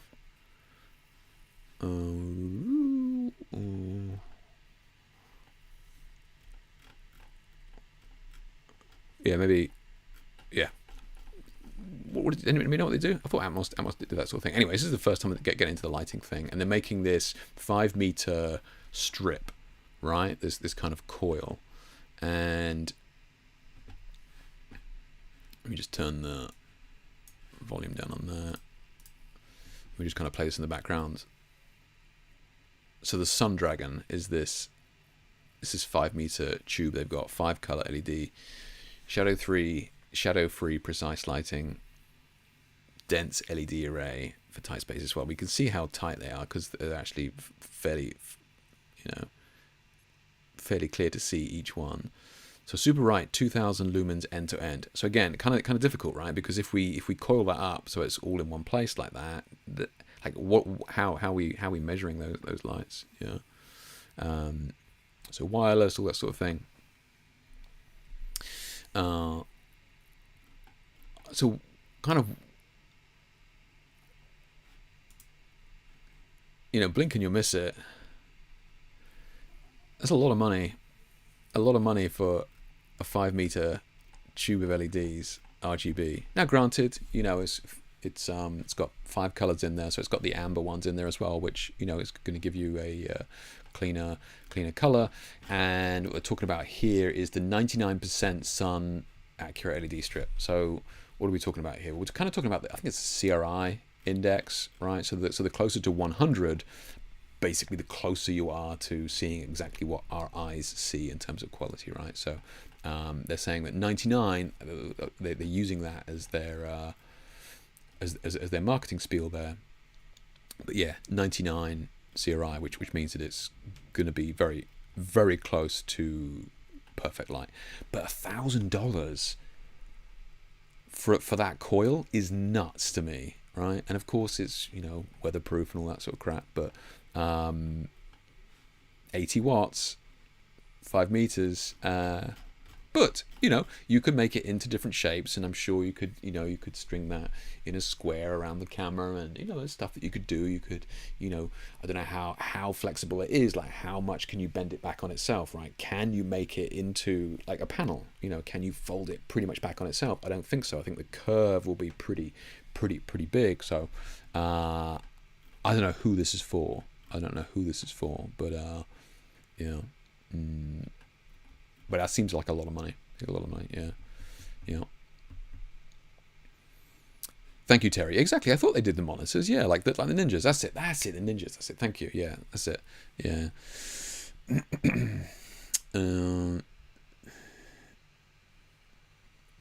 I bought mine for the open box section of the website, and I feel free to send them to me for further valuation. Yeah, right.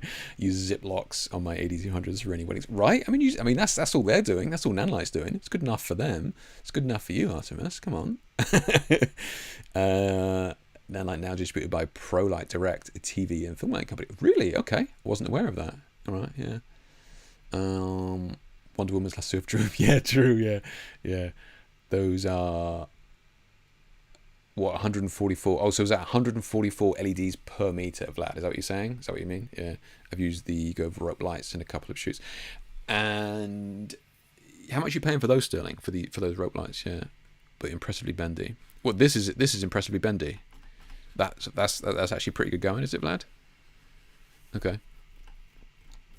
But yeah, kind of weird, right? So CRI. So basically, you have TLCI, similar in some ways to CRI. However, the CRI is an identification of value that focuses on what the human eye sees and the color of the object itself. So like 10, 15 years ago, you would get horrendous LEDs that were like high 80s, right, on that CRI index, and they were very green, really nasty looking, right? Whereas now, well, let's have a look what we got on the road lights. I think I got this CRI down here, boom, 95, TLCI 99, so very, very high.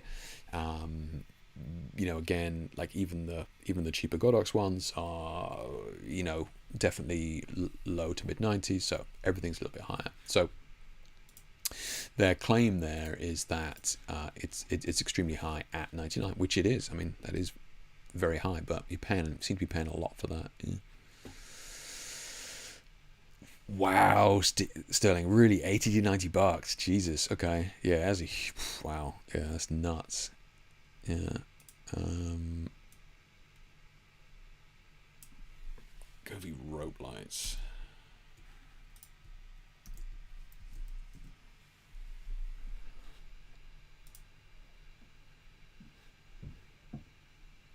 Oh, yeah, you're right. There you go. Yeah, so 3 meters.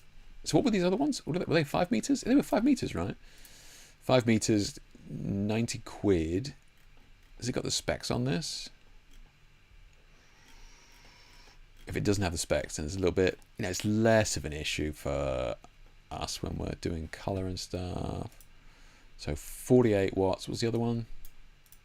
Did we say this one was? So 80 watts. Okay. Ooh, no CRI. That's not a good sign, man. Not a good sign. Yeah. But like if you're doing color stuff, it becomes a little bit less of an issue. Like if you're doing white light stuff, then it becomes a real pain. But I mean, like 5 meters, 90 quid. It's not really a risk, is it, for that sort of money, right?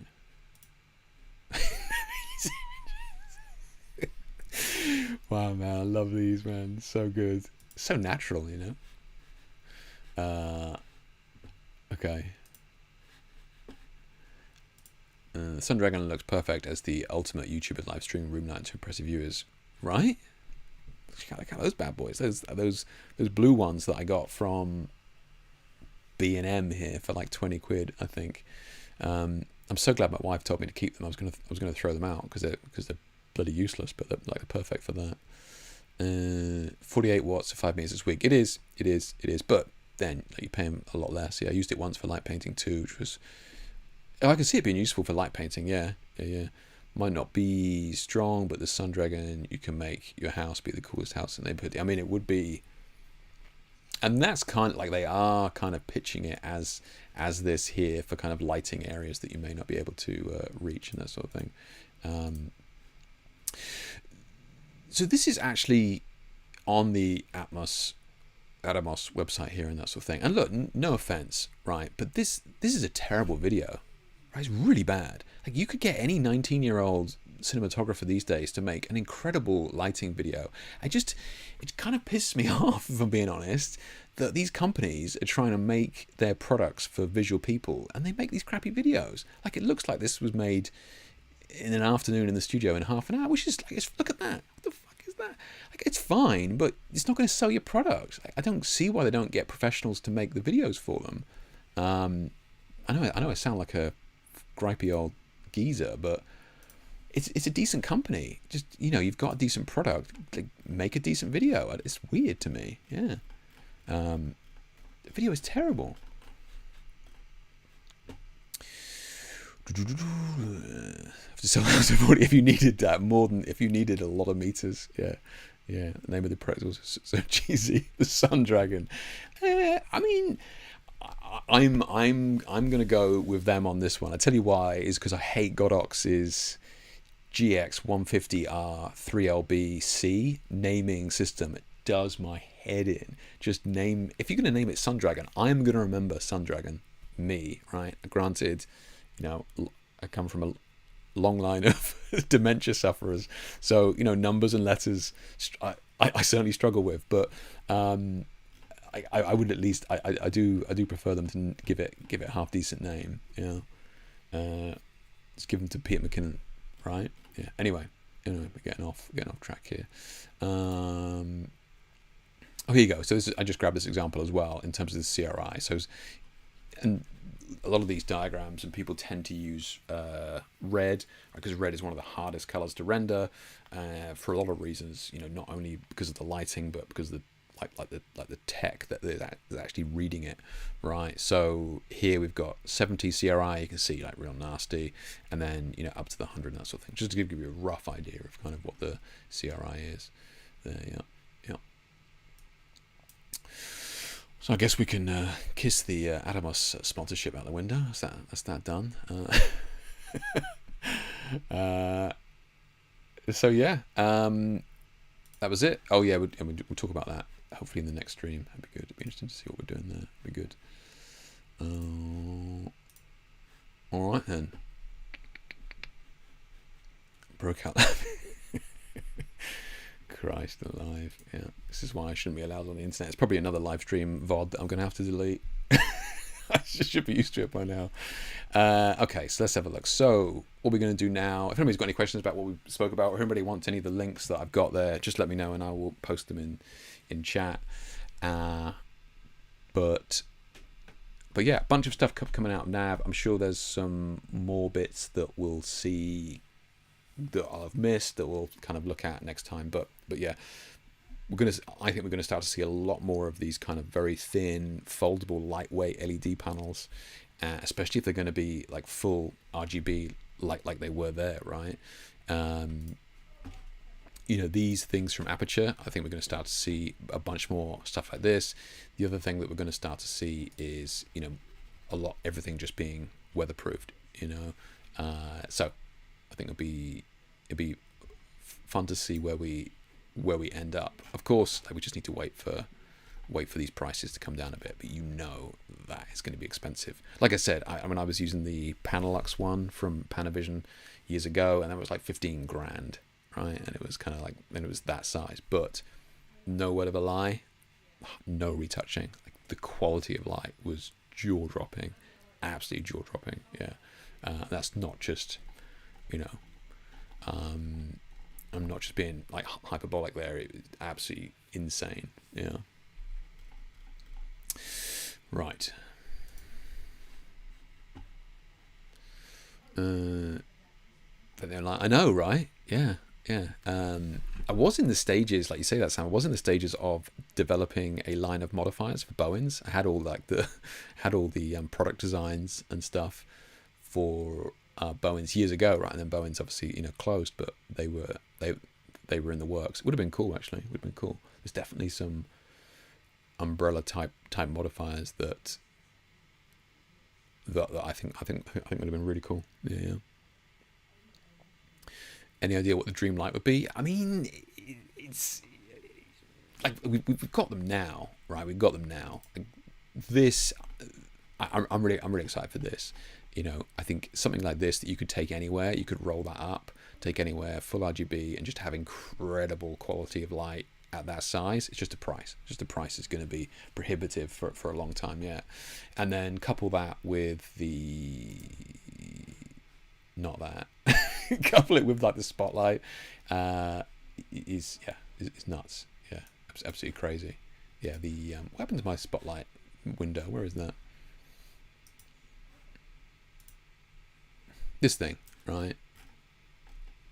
Like there isn't a shoot that I do today where I don't use this thing. It's so versatile, right? Yeah. That's why when Ian asked me a minute ago, it's like what two modifiers? Beauty dish and that spotlight, done. Yeah. But this I think would be really cool. I think there's tons that we can do with this, with colors and that sort of thing. So I think it'd be interesting. Yeah.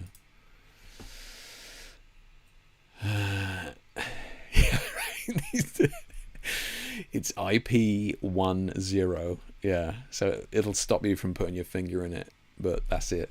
Yeah. Have you seen the size of the power pack for those panels? What, these panels, Steve? I haven't actually. No, are they jumbo packs? Are they? That's a good shout, actually. Are they? Oh, they on the stands here, right? But that's the same. My Titans that I've got there, they come with a massive power pack as well. So I'm kind of used to that. We got the big power pack here as well for this fella. Like, and that was the same with the Panelux ones as well. It's kind of, yeah. So I do take your point. It's like, Jake, you can roll up the light, but you still need to carry around the converter and transformer and all that sort of stuff. You are right. Yeah.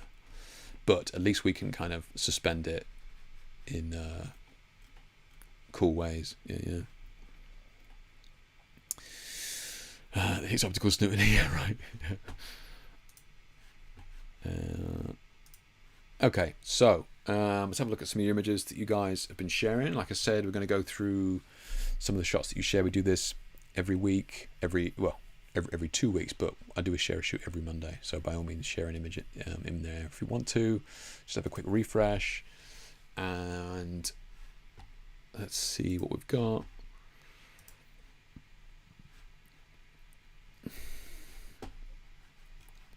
Right, and look, if you're new here and you're like, well, what's this all about? Really, it's just about sharing the work that you've been working on recently, whether that been, you know, a shoot the weekend, or, you know, this is not really about sharing your work as a portfolio. This is about sharing your work that you're currently working on, and that maybe you want to get a little bit of feedback on.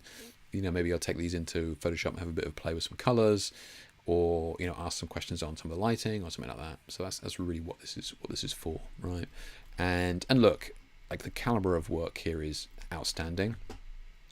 I've always been impressed, and ever since I started doing this years and years ago, like, the caliber of work that you guys have been sharing is absolutely phenomenal.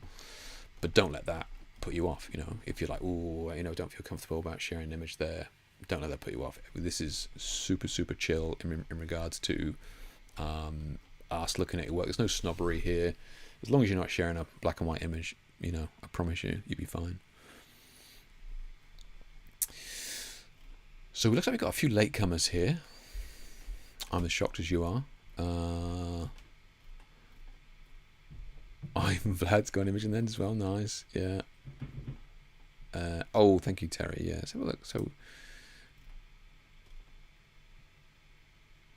just in case the Viltrox lens links got lost in the YouTube comments, here's 2 with 27mm and 2 with 77mm. Let's have a look. So, okay, yeah. That's 27. Terry, if you're still in chat, do you know what f-stop you're at on these? We're getting a little bit of. Are you guys seeing that? Getting a little bit of a spiral going on the edges here. I know it's a projected image, but it feels like we're getting a little bit of spiraling towards the edges there. That's kind of cool. This is beautiful. This is nice. This is good. Yeah, great stuff, Terry. Yeah, really nice. Yeah, very cool. Yeah, great technique. Executed well there, mate. Well done. And 75mm. So this flaring, have you added that, or have you got something there if you're still in chat, or have you got like a filter on or something like that? These looking great. Those of you that joined late asking what we're talking about here, one of the first stories I mentioned here today was the Viltrox announcing $140 for a f1.7 on the Fuji 50mm. I was like, seems like a really good price for half a decent lens, but I'd never heard of Viltrox, and a bunch of you in chat are like, oh yeah, I've got some of the lenses, actually pretty good. And so I asked Terry to share some images using the Viltrox lenses, and this is what we got here. They're looking good. Yeah, looking really good, yeah. F1.2 and f1.8. Oh, really? Really? So this is 1.2 on that. Okay. Yeah, I mean, it's not looking crazy up there. It's looking fine, yeah. Nice, yeah.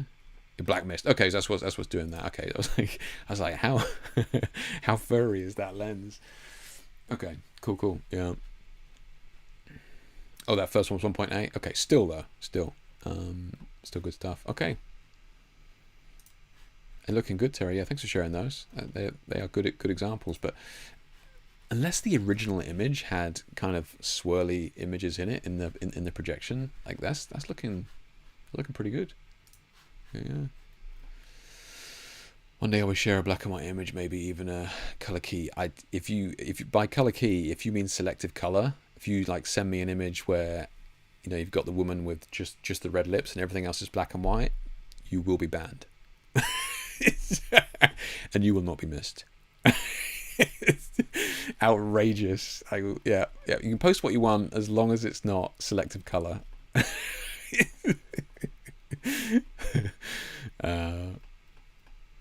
I'm joking, of course. So what we got? So all comments. Who's up first? Tony's up first. So he says playing with some storefront neon signs in the city. So this is really cool, really colourful. Looks like he's added in blue light from the front there, and then he's using the background behind. And I think we've got some comments in here. So another Tony says, so nice, wished we had storefronts like this. And then Tony follows up, you may. It looked way less cool without the edit. So this is, you know, and he's right. You know, there are a bunch of these signs out there that can look kind of cheesy or nasty and that sort of thing, but you know, you can be creative with them.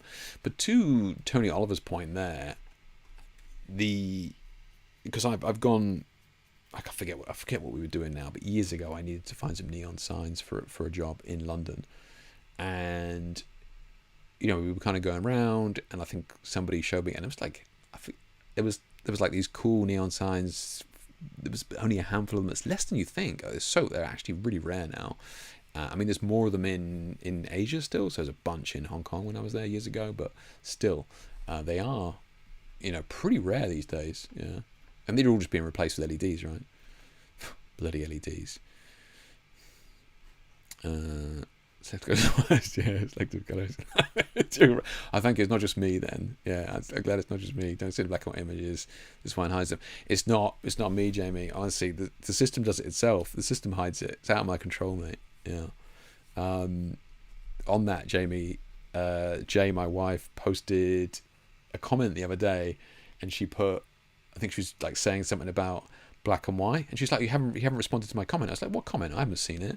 So Facebook literally, because I've got black and white banned on the Facebook page, her comment was banned because she put black and white in it. She was livid. So look, it's out of my control, mate. Yeah. So Tony doesn't explain this here, but I thought this was maybe long exposure where he's like moving the camera, so that he's flashed the model here, and then he's maybe moving the camera, which is kind of why this is like kind of stepping and getting this really cool effect. But he says he refers to it as an edit here, but I would still be kind of surprised. I reckon this is blue flash on the subject and then moving the camera. But Tony, by all means, please correct me if I'm wrong. But yeah, very cool. And you know, I think it's about, you know, seeing something, you know, out there, like street photography but upgraded, right? So you're seeing something in the street and then you're adding your personal creative touch to it as well. So I think this is really cool. Yeah, really found light, as they call it. Yeah, really good. Yeah. So next we got one here from Seanville Sean. Low light. So Sean, man of few words, but you know, not many words, but can take a half decent shot. This is really cool. We've got a lot going on here. We got some, well, I think we got some LED strips here that she's holding, which is kind of cool. So we're really being drawn into the image. We have this foreground element that we're kind of being asked to look past, which is nice. We can kind of see that reflection in the eyes and the glasses there as well. It looks like maybe we got this prism here as well. So we're kind of, you know, we're kind of bouncing. Maybe we're at maybe a fairground or something like that. We have a lot of lights in the background here, and you know, we've got this prism where we're kind of looking at elements off of camera here, and then she's in between them. So really nice. And it looks like this is a white LEDs because her hand is being lit by it here, and it's actually lighting her. So she's kind of holding her light, and we actually see that in shot. So I think there's a lot going on here, which is really cool. And I like the final grade that he's gone for here as well. That kind of pinky purpley grade, I think works really well. Yeah. And I know it's super trendy at the moment, but I'm guilty of doing this as well. So I do kind of like it. We have these lifted blacks kind of style, which I think is kind of cool. Yeah. I could not work out where that text was coming from. I just realized it's on her shirt. I thought this text was being bounced in, a reflection from something, but it's on her shirt. Yeah. Yeah. I like that a lot. Yeah.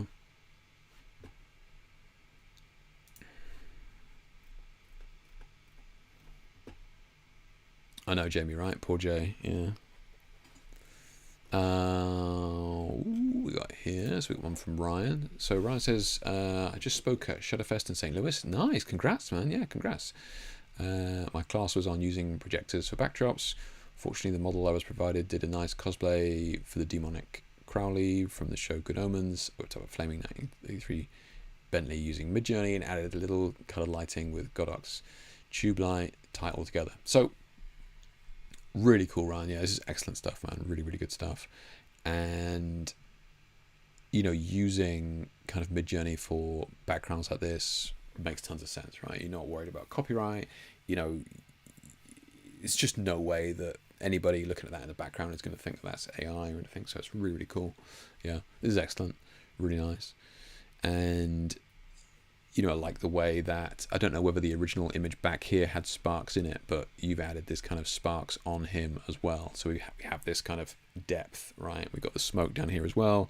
So we got depth in the foreground with the smoke and the sparks. Then we have the subject in the midground, which is what we're focused on. And then we have the image behind. So really kind of being drawn through the image. But yeah, really cool. And, congrats on speaking at Shutterfest. Yeah, that must have been good. Yeah, really good. Nicely done.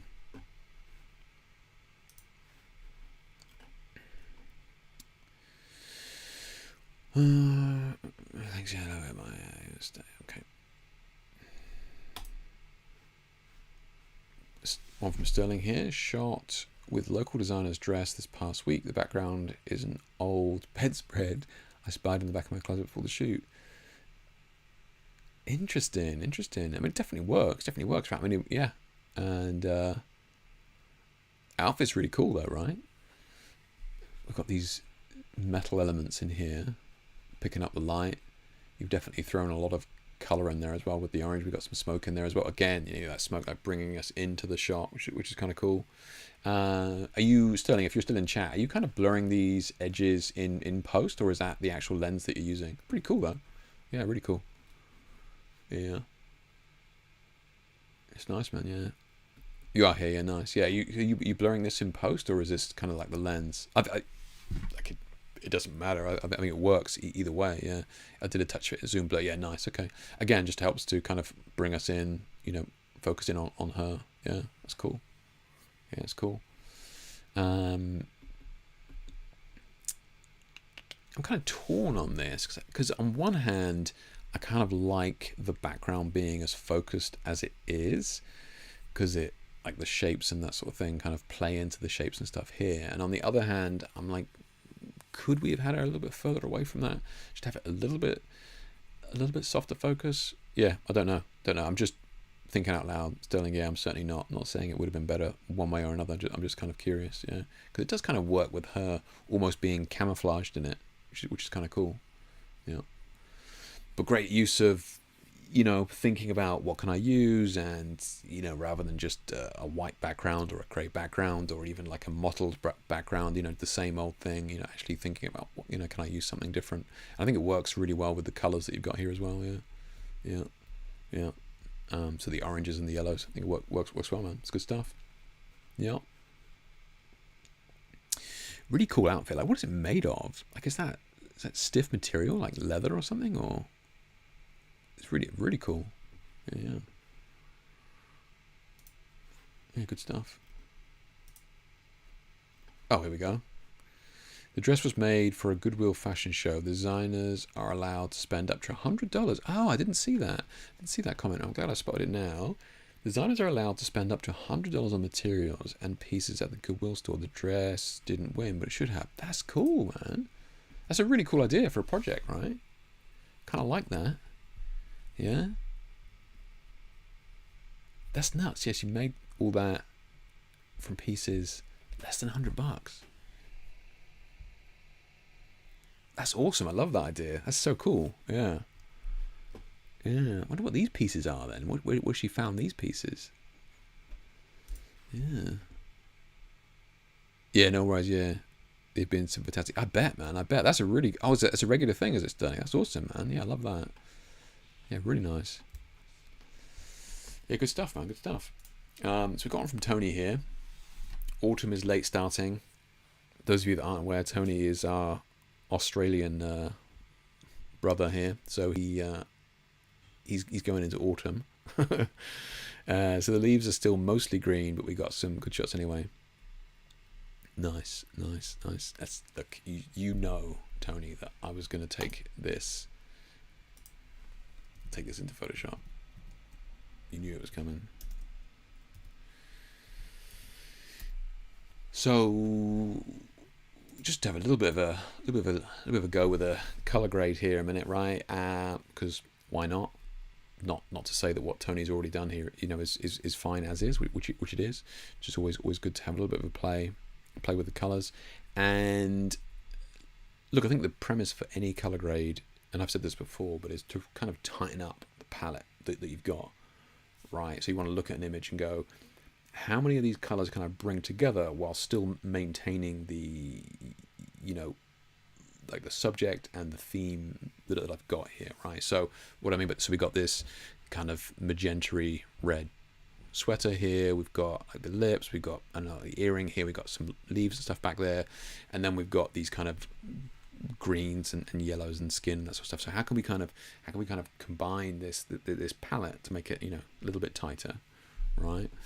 So one thing I'm going to do here is I'm just going to see if we can darken down some of these highlights, working with the JPEG. So it's not going to be a huge amount we can do here, but I'm going to try anyway, just to bring in some of these highlights, just to even out the exposure in this. Those of you that don't know, I just created a curve layer and then apply image, and then this is the mask on the image, which means that when I darken this curve down, it's going to really only be affecting the brightest part of the image, right? So like we can come in here, boom, just if you click on this little hand tool, and then, you know, if you want to darken a specific area down, you can just come here and then just darken it down. Now what we could do is we could change this to luminance to only affect the brightness, yeah? Because what's happening here is when I darken it down, we're kind of exacerbating any of the colors that are already there. So, you know, we can change it to luminosity. That sometimes works, but if not, then we have to kind of come in and just kind of do a little bit here with the coloring as well, right? So we've made a skin, as we've darkened that down, we've kind of brought out the redness. So now we need to come in here and just take out some of that redness. Yeah, so just using the hand tool and just clicking on that, just dragging it down, and let's have a look. So in the green channel, take out some magenta. So just bring up the green a tiny bit, and then the blue channel, maybe a little bit yellow here, so we can kind of just pop up the blues a little bit, just to take out some of that yellow, right? So we're just darkening that down a little bit. Can we afford to take that any darker? I think we can.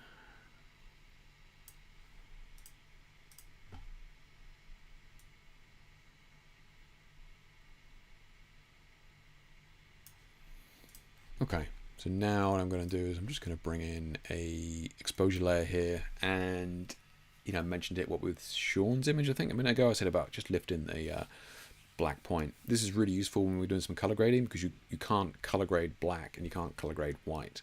So what we want to do, as you saw, you know, you saw me bringing down the white point there a minute ago. Now I kind of want to lift the blacks a little bit, which is going to make it far easier for me to actually color grade some of these darker shadows. So I'm just going to bring up the exposure, as in the adjustment layer exposure, and then I'm going to come in here to offset, and then I'm just going to bring that up a little bit.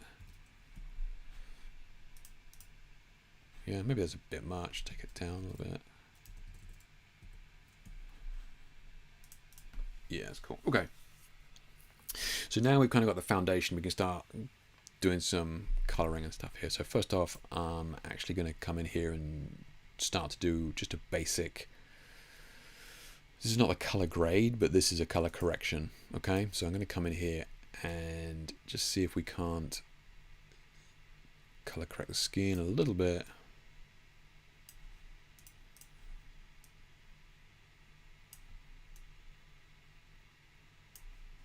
And the whole image, let's have a look.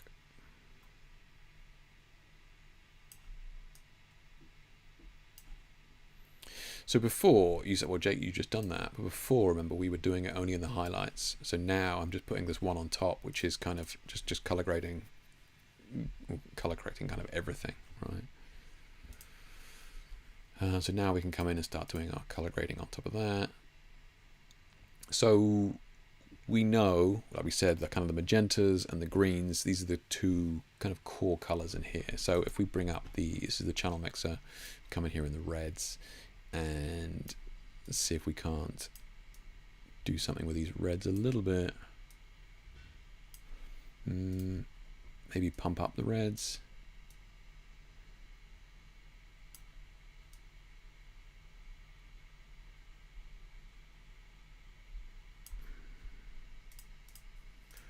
Okay, so we popped up the reds. Now we just need to work on this green, right? Because green is now really oppressive.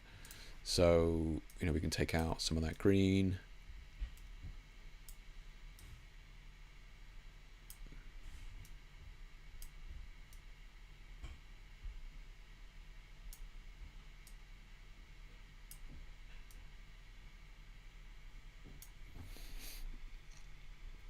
So you can see we're really struggling with this highlight here. Right? It's a JPEG. There's only so much we can do with it in terms of darkening that down. It's kind of okay. Let's bring in. So I'm going to bring in one more. So at the moment, what I'm doing is I'm just working on each of these in the red, green, and blue respectively. You can do it all in one.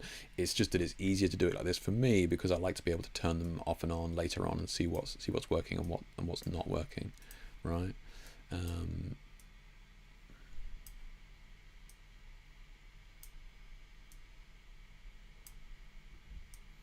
So we're kind of getting somewhere now. We got this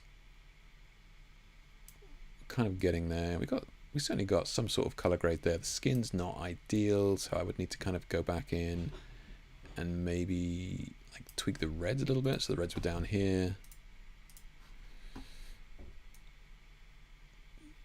Just ease off on those reds. Just give a little bit of warmth back into the skin. Okay, so you can kind of see where I'm going with that. I would. It's not too bad. I think I would still need to tweak the skin a little bit in terms of the magenta. Let's just see. So this should be the green.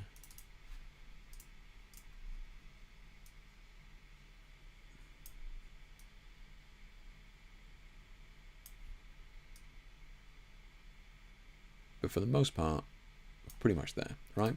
So this is what I mean about the color grade, right? About bringing these colors together. So we were, and then trying to bring all these colors together, right? So bringing all these kind of greens into into one unified color. Same with the kind of the reds, right? So the lips, the earring, the flowers, the jumper, just kind of bringing them all together. Okay. So you know, if you're not using channel mixers, you really need to be. Very, very, very powerful. Super powerful. Yeah.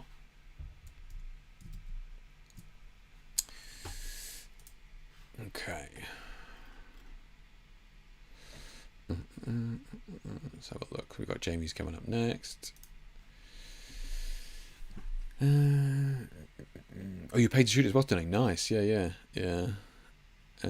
Steve says, "Not try to apply image the mask." Yeah, if I'm being totally honest, Steve, I'm only doing it there because I've got no choice in Photoshop. My advice is to make sure that you kind of don't bring in an image that with the highlights that bright from Lightroom. Okay, so I mean, a lot of these things I'm only kind of using on your images here, whereas I would kind of try and make sure that we're kind of correcting some of that in Lightroom or Capture One, but basically the raw software, you know, Adobe Camera Raw, whatever it is, before we bring it into Photoshop. Because with that highlight, there's only so much that I can kind of do with the data that's there, right? So yeah, my advice would really, you shouldn't need to use apply image like I'm doing, but if you've got no choice, then yeah, it's certainly there. Yeah. Hopefully, did that answer? I know you've just typed that, Steve, but did that kind of help? Could you explain what apply image is doing?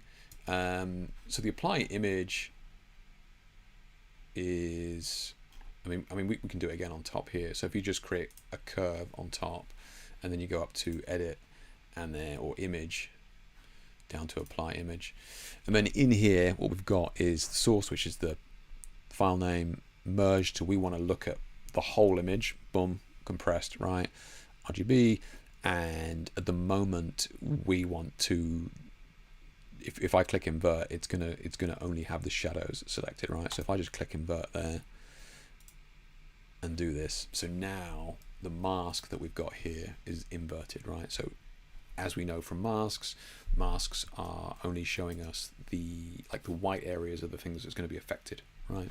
So now we can come in here and like darken down the shadows a little bit. This also means that we can kind of color grade the shadows as well if we wanted to, right? So if we wanted to bring in that a little bit of blue in the shadows, we can do, because it's not really going to be affecting the face, right? Like the greens as well. If you wanted to just take out even more greens in the shadows, like we could do, and again, it's not going to be affecting the face because the face is not there, not masked out.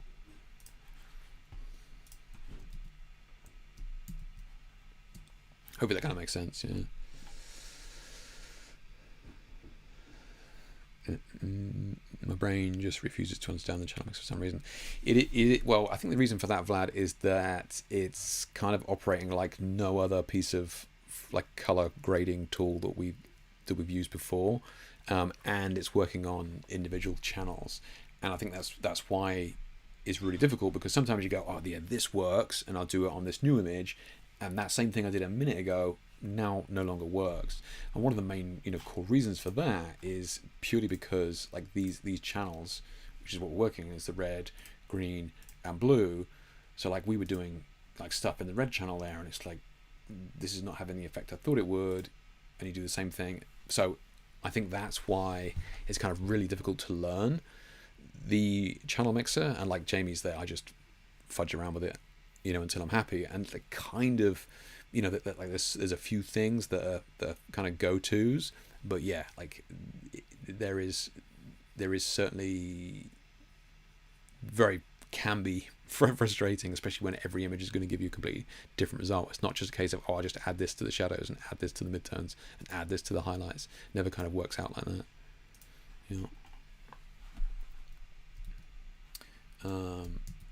I told you guys though, for like the last 3 or 4 years in a row, my most popular article on my website in terms of traffic is still the Photoshop channel mixer. It's nuts. It's crazy. There obviously is not that much info out there about it. I don't know why it's that popular, but it's always the most popular article at the end of the year. Yeah. Hey, no worries, Steve. Yeah, good. Yeah. I use the TK Luminosity mask if you plug it in from Adobe Marketplace. Okay. Yeah. If you want to cheat, Jamie, it's all good, man. Yeah, totally get it. It's all fine, right? It's fine. TK, is it? Let's have a look then. Come on.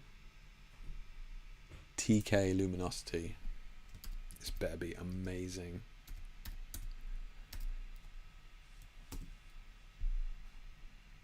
Boom. There it is. So is that not doing the same thing?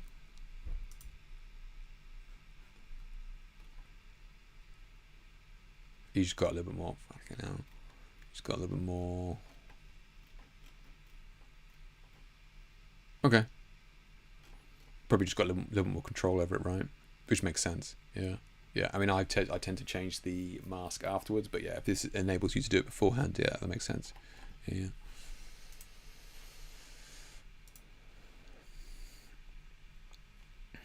It's also that I don't have it in Lightroom, and nowadays I'm like, Lightroom, do you have it done? Oh, fair enough. Yeah, fair enough. Yeah. I mean, you just add in so much digital noise, Vlad, you don't really need to retouch it, right? So Jamie's shot here, absolutely incredible. Not 100% happy with this for various reasons, but it seems to be well liked on Twitter and Instagram. Christ, you use Twitter, you mad lad. And this was more of an experiment in using LED tubes out of shot. Wanted to know what kind of fall off from the lights there would be, how the material would reflect the light, and how far I can push the ISO with the denoise in Lightroom. Next one, I'm going to either lighten the background or create something, as I don't think there's enough separation. So Jamie, first off, I think this is outstanding. I think this is gorgeous, and I think you've really kind of stumbled upon something here, which is really, like you're saying, you're seeing success, in Instagram, Twitter, and that sort of thing. And I think that's because, like, this is really, really, really good stuff. This is really standing out to me as something unique, right? And I think this is a great example of how we can, learn by doing. I know you've kind of been replicating a lot of my LED tube setups, and then you've gone, okay, it's cool, I've done that now. How can I kind of grow this idea? And I think what you've done here, I think, is awesome. I think there's a lot of scope here for you in terms of making this your own. I think there's tons that you can do with this. This is like that Tron, right? That Tron, like, sort of LED, like that colored trim that they have on their suits and that sort of thing. I think this is coming into that world, and I think this is definitely going to stand out. You mentioned here, next one I'm going to either lighten the background or create something, as I don't think there's enough separation. I don't know, man. I don't know. I like what you've done here with having the slightly, dark grey background and then the black subject. I think it's, I don't know. I think you're onto something here, and I really hope you kind of run with this. It's great that you're having these questions about, I want to try this and try that. Do it, yeah, absolutely do it. But you may end up coming back to this, because I think there's a lot of mileage in this that I'm just not seeing elsewhere, right? And I think a lot of people would absolutely love these types of shots. Yeah, really, really good, man. Yeah, excellent work. Kind of able to detect the turner ranges. Yeah, I'm sure, Jimmy. Yeah, exactly. And that makes sense. Yeah, it makes sense. Yeah. Vlad has left the chat. Yeah, good stuff, Jamie. Yeah, really good, and a great kind of evolution of what you were doing before. And yeah, really good, really good. Yeah, just go easy on retouching the eyes. Yeah.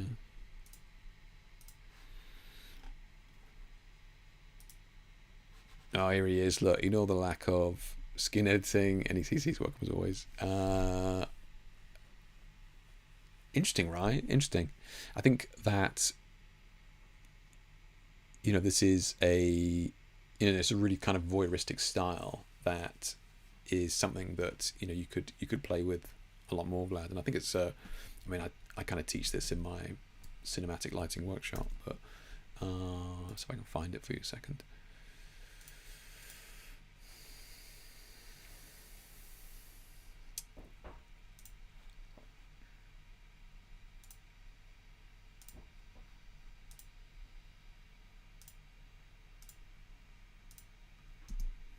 So Christopher Doyle, right, sort of cinematographer. I think he's over it. I think he's like, is he New Zealand, Australian, something like that? But anyway, over that end of the world, and kind of his coloring and his style. This is a page from my cinematic studio lighting workshop where we kind of look at different styles. But I find it really interesting that this kind of bringing the viewer down to like the subject's level, if not lower, right? And then having these foreground elements, which he does a lot of. So here we have this element and stuff here in the car, coming down. We got these kind of windows and doors and that sort of stuff again at the subject's level, and bringing us in, always kind of looking through these apertures and having stuff in the foreground.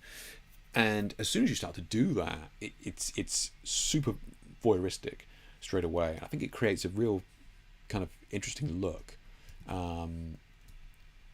I kind of played with it years ago with bringing, where I would, whenever I was at a shoot, I'd kind of bring something in front, right, and then I'm lighting it. So, like, here, right, is instantly voyeuristic, right? I've just brought this plant in and I've put like this red light on it, but it instantly feels like you're kind of looking in on it. So it instantly becomes this voyeuristic type shot. So I think there's a lot of scope that you could you could kind of play with that in this, because that's definitely the vibe that I'm getting there. And again, the colors as well kind of match what Christopher Doyle was doing as well with those colors, with the yellows and the greens and the reds. And I know a lot of your work is like this, but it's actually, and it's great that you're doing it like this, and maybe it comes easy to you, but it's actually very difficult to pull off these colors. So it's great that you're able to, you know, make it work for you. But these greens and yellows and reds, difficult to do.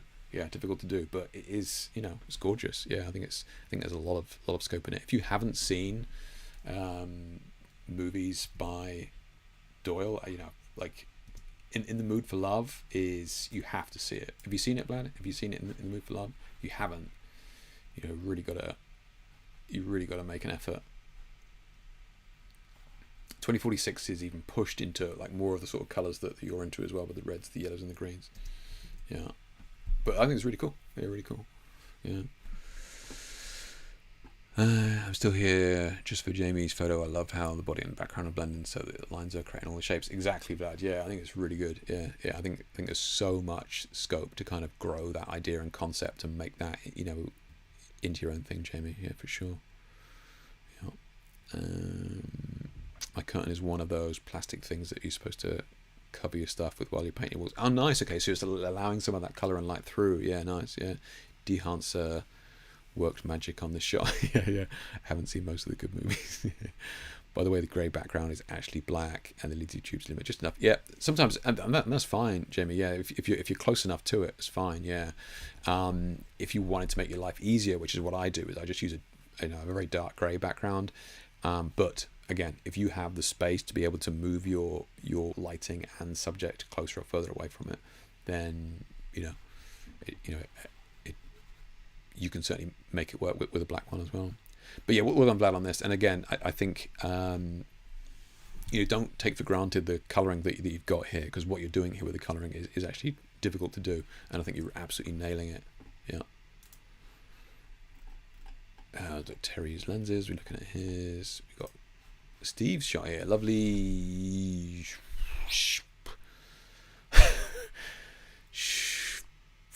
Siobhan? What is that word? Sony A7S II 85mm 1.8 natural light. Not a recent shoot. I'll allow it. Sorry, I pulled one from the archive, if anything, just to contribute and be part of the conversation. Yeah, all good, Steve, man, all good, yeah. I'm not sure I have posted this before. I haven't seen it. No, I haven't seen it. Image tilted in post, inspired by Jake's slanted webcam. That is, I can't have that straight. That would look weird. Corners filled with content aware. Science fiction. Okay, cool. I think like the color grade you went for here as well, Steve. I think you've pushed the colors into the warm and cold enough without it being fake, right? I think had we gone full Instagram, it would have been too much, right? It would have been too much.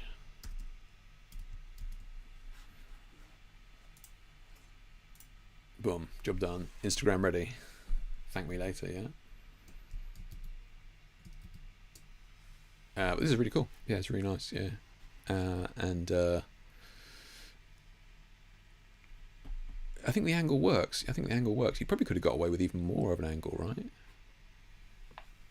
You think?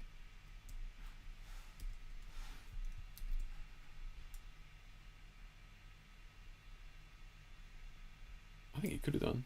Yeah, I think you definitely could have done.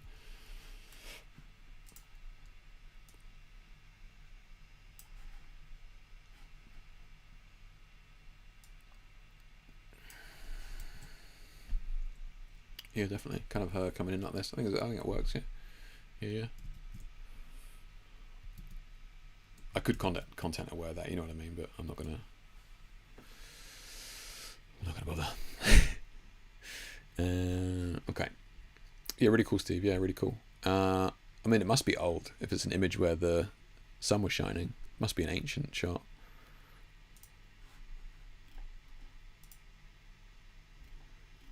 Oh, before and after videos. Here we go.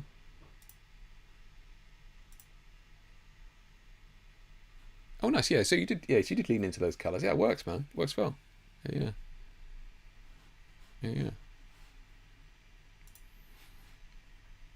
Is that an app that you've got that does that, or is it just something that you just screen recorded? Yeah, this before and after. I know you could just turn the layers off and on, but is it something that is it an app that does that or something? Or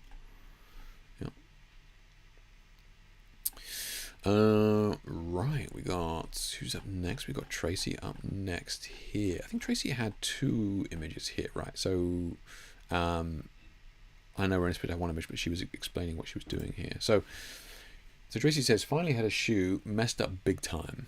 My lens must have been knocked, so half of my photos are blurred as the lens have been knocked into manual focus. Won't make that mistake again.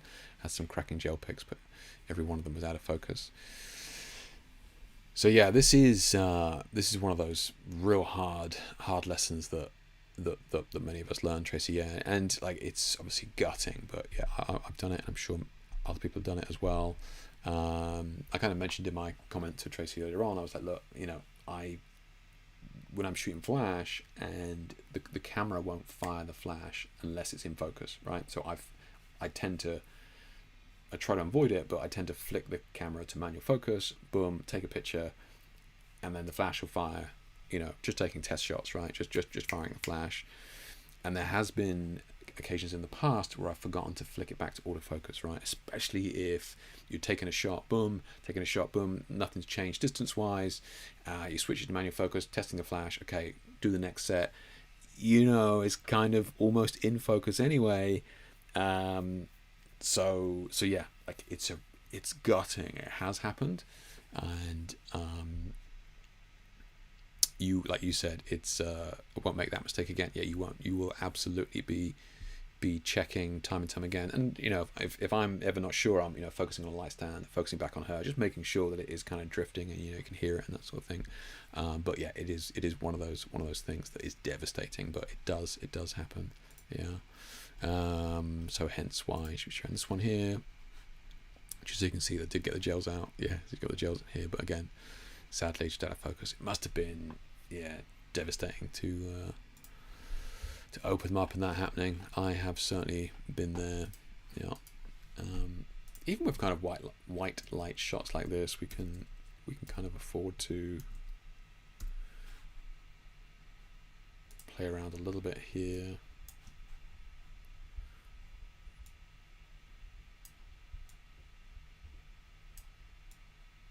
Kind of curious. Let's have a look. Let's go with the red first.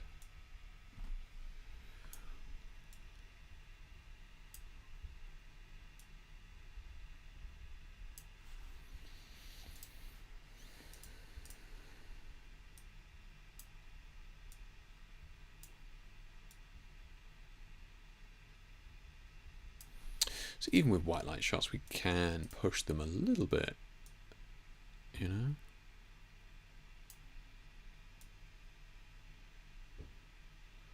And here we're just trying to make the silvers and greys like a bluey color, and then just warming up the skin a little bit, right? So again, you can see these come and have a little bit of color to them. So you can kind of cheat a little bit by pushing the grade.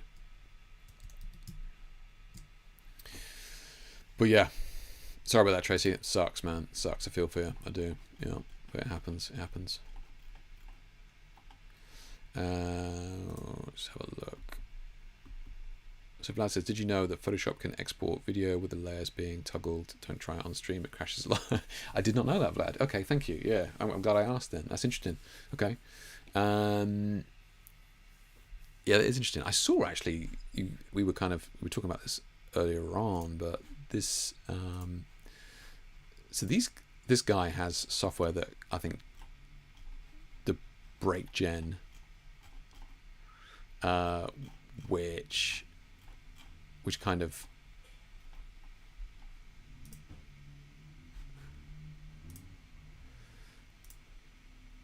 so it has a software that does it automatically, so you just kind of,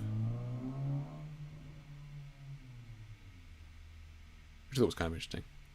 Yeah, don't think I'll need it, but it's cool that he's made it.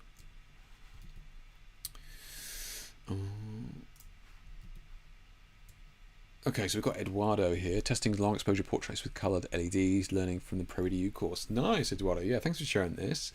And, you know, the long exposure one's tricky, right? You know, you got kind of a lot going on. You got the movement. You got the two different types of lights.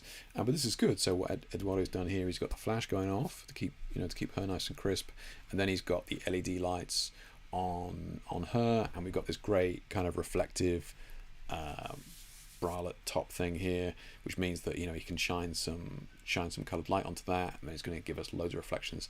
And then so he's taking a picture, and then, you know, he's kind of moving the camera, which gives us this really cool streak. So you know, it's great to see you playing with this, Eduardo, because this is tricky. Yeah, this is really tricky to do. Like I said, you got a lot of moving parts. You know, model, you know, has got to be patient enough. You're moving the camera, the flash is going off.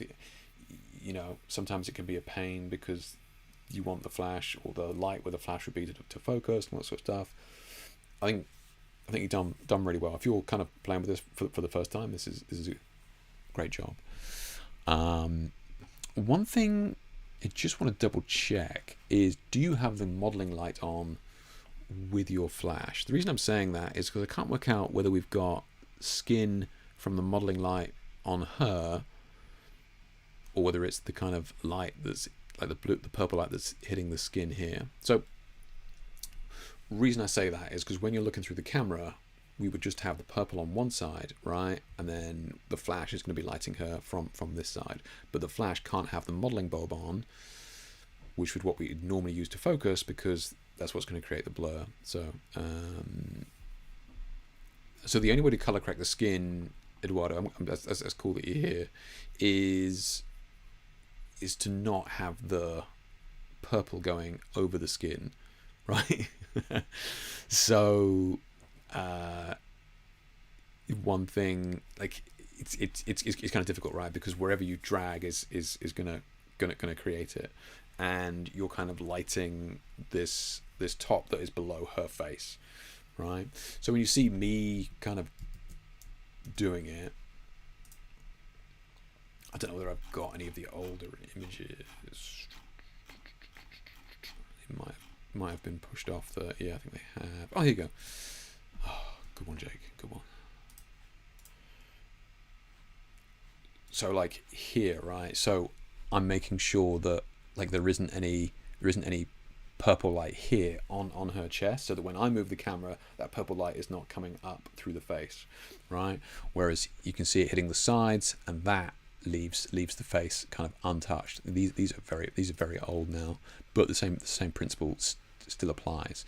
If you want that streak to come up, you've got to make sure that the long exposure is not affecting the areas below the face that you want to keep clean, if that makes sense. But in terms of color correcting it afterwards, you can't really. You just got to kind of lean into it, like you've already done. Yeah. So in this instance, you would maybe have her look in this way, and then rather than just dragging straight down across the face, you could maybe drag like diagonally down, right? So that would mean that the kind of squiggles go past her face over here, right, as opposed to just straight up through it. So just something to think about. But otherwise, really cool. Yeah, really cool. Yeah, good stuff. Twitter did one on each side. The model light was off in the fact. Okay, good. Okay, cool. Yeah, I was just checking. I thought we would see more of it. I just wanted to check, and you absolutely did the right thing by making sure the modeling light was up on the flash. Yeah. So did you have a purple LED? You say you've got two LEDs, one on each side. So maybe you just have the one LED here, right, on this side. Yeah. So that it's not on this arm, because this is like the arm is kind of the biggest culprit here through the face, right? So maybe just keep it on just this side, and just keep it separated like that. Yeah. Otherwise, you did a really good job. Yeah. Difficult to do. So we got Rafaela's shot here. I'm sure she's gone to bed by now, but it was really nice to meet you in person last Sunday. So yeah, she was in Switzerland for the workshop. I showed you this image already, but I really liked it. So here it is again. We shot with two simple dish reflectors. Yeah, just bare reflectors. You know, the ones that you put on the strobes. Slight camera movement, 1/5 of a second.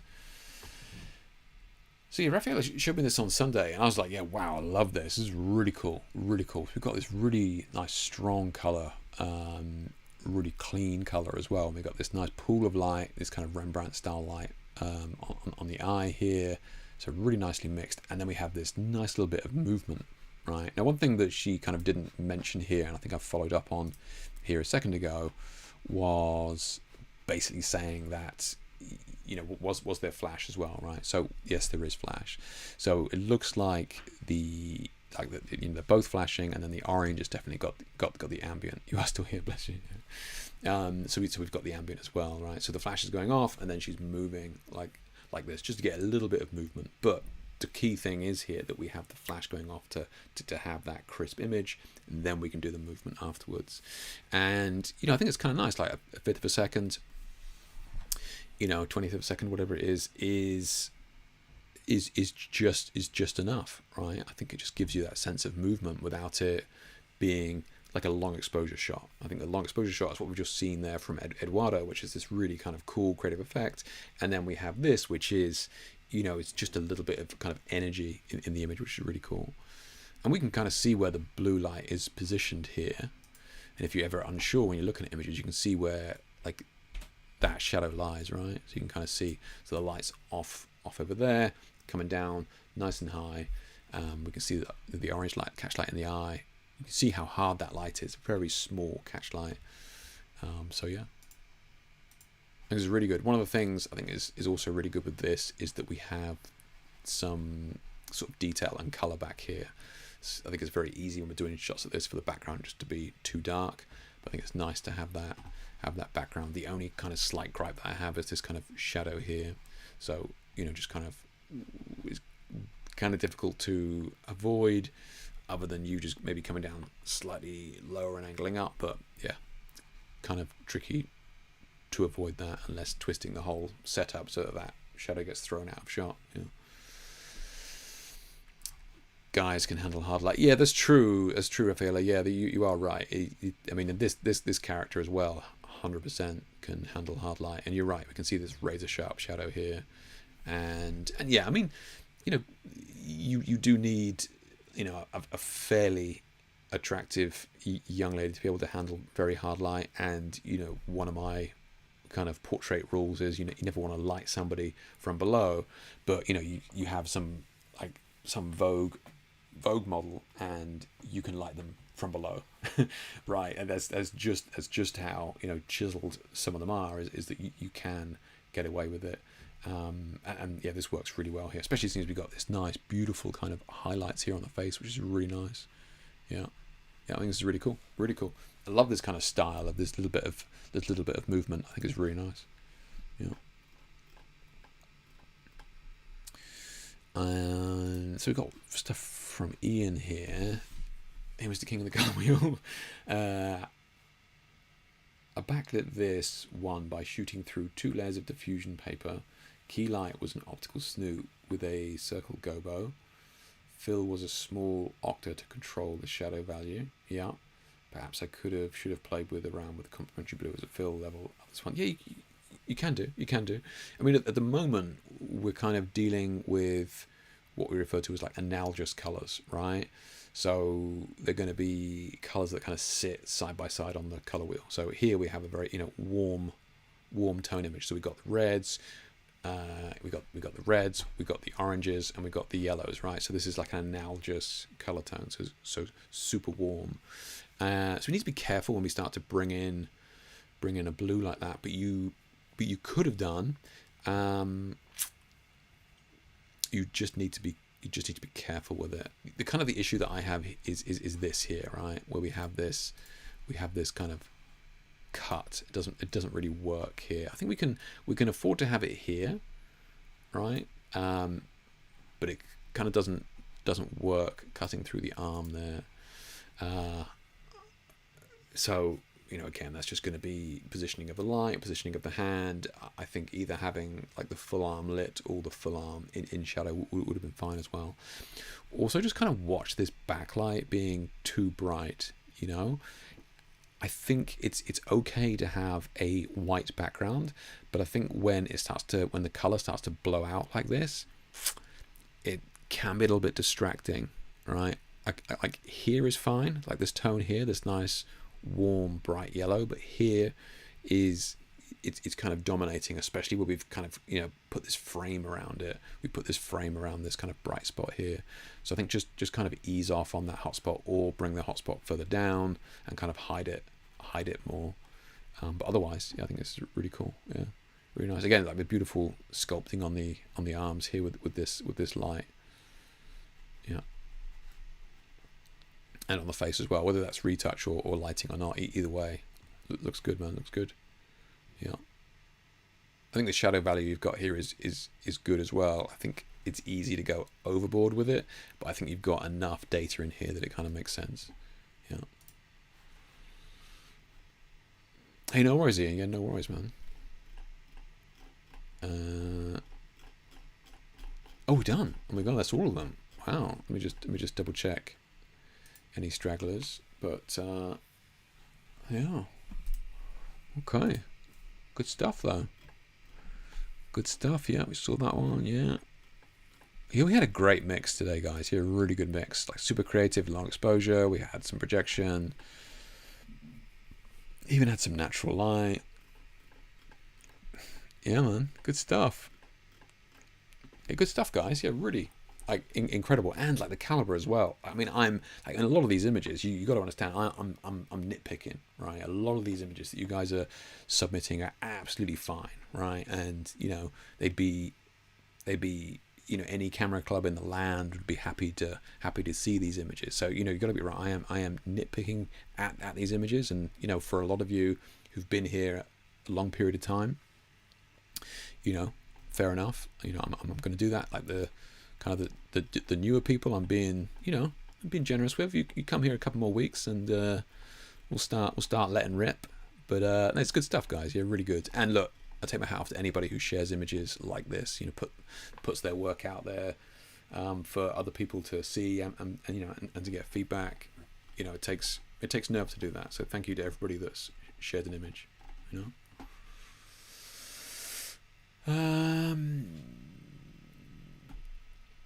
Our camera club is still a thing in your part of the world. It's interesting. So the workshop I did in Switzerland, Vlad, that was a camera club workshop, which was awesome, man. And they that's really good camera club. They're beautiful studio, tons and tons of kit, really knowledgeable guys and girls there. Everybody up to speed.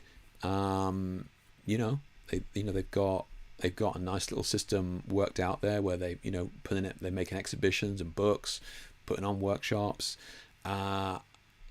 You know, and I was saying to him at the time, I was like, why isn't this more of a thing? This is incredible what you guys are doing here, you know. But yeah, you're right. It's not really a thing here in this country, Vlad. I mean, like, you have camera clubs, but like people will pay like £2 on a Wednesday night, like to go there.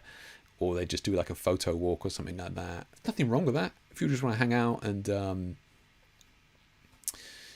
you know, nerd out over F numbers, not a problem. But I think that there is, like, I think, you know, this camera club that I was at the weekend, you know, proves what it can look like on the top end. You know, just fully stacked studio, tons of really cool. You know, they got guest speakers, like I said, exhibitions and books. It's nuts. Yeah, it's awesome. Yeah, it's really cool to see that side of it, of what camera clubs can be. Yeah, really good. You know. Don't think you have a camera club in the entire country around here. They're not that prevalent anymore. Like I said, there are smaller ones. I mean, people kind of asked me to go and talk at a couple of them, but yeah. Before you arrived, he told us that the photography classes in the universities are still built around film. Yeah. I mean, it's true. Yeah. Remember, like, subscribe and hit that. Yeah. So, like Jamie said, I'm not telling you. Jamie's telling you. Making sure you hit the bell and all that sort of stuff. Do that sort of thing. Any last minute questions? And let me know. But we'll start closing this out. Don't forget, still doing these online workshops with you guys who can't make it to workshops in person. Check those out. This covers all of my kind of more advanced lighting, whether that be cinematic, obviously, you know, the gels, and you know, using projectors to be super creative, or whether that be, you know, how to get, you know, beautiful soft colors with these pastel colors as well, working in small spaces, and of course the really popular long exposure one. So check that out, and also the mentoring as well. So I'm doing that with business and feedback. I've got a couple of guys that I do regular feedback sessions with, so check that out. But yeah, I think that is everything, guys. We covered a lot today. I know we were doing a lot of talking, and we didn't cover any specific piece of software or topic or anything like that. But with what with NAB and all the LED lights coming out, and the, you know, weather rated lights and that sort of stuff, be interested to see next stream. I'm sure there'll be a bunch more, but yeah, it's good to see those. Thank you to my new folks who tuned in as well tonight. Thank you so much. I hope you enjoyed. Hope to see you again. It'll be in 2 weeks' time. We'll do it again. But yeah, it's been a pleasure, guys. Stay safe, and I'll catch you in the next one. Take care.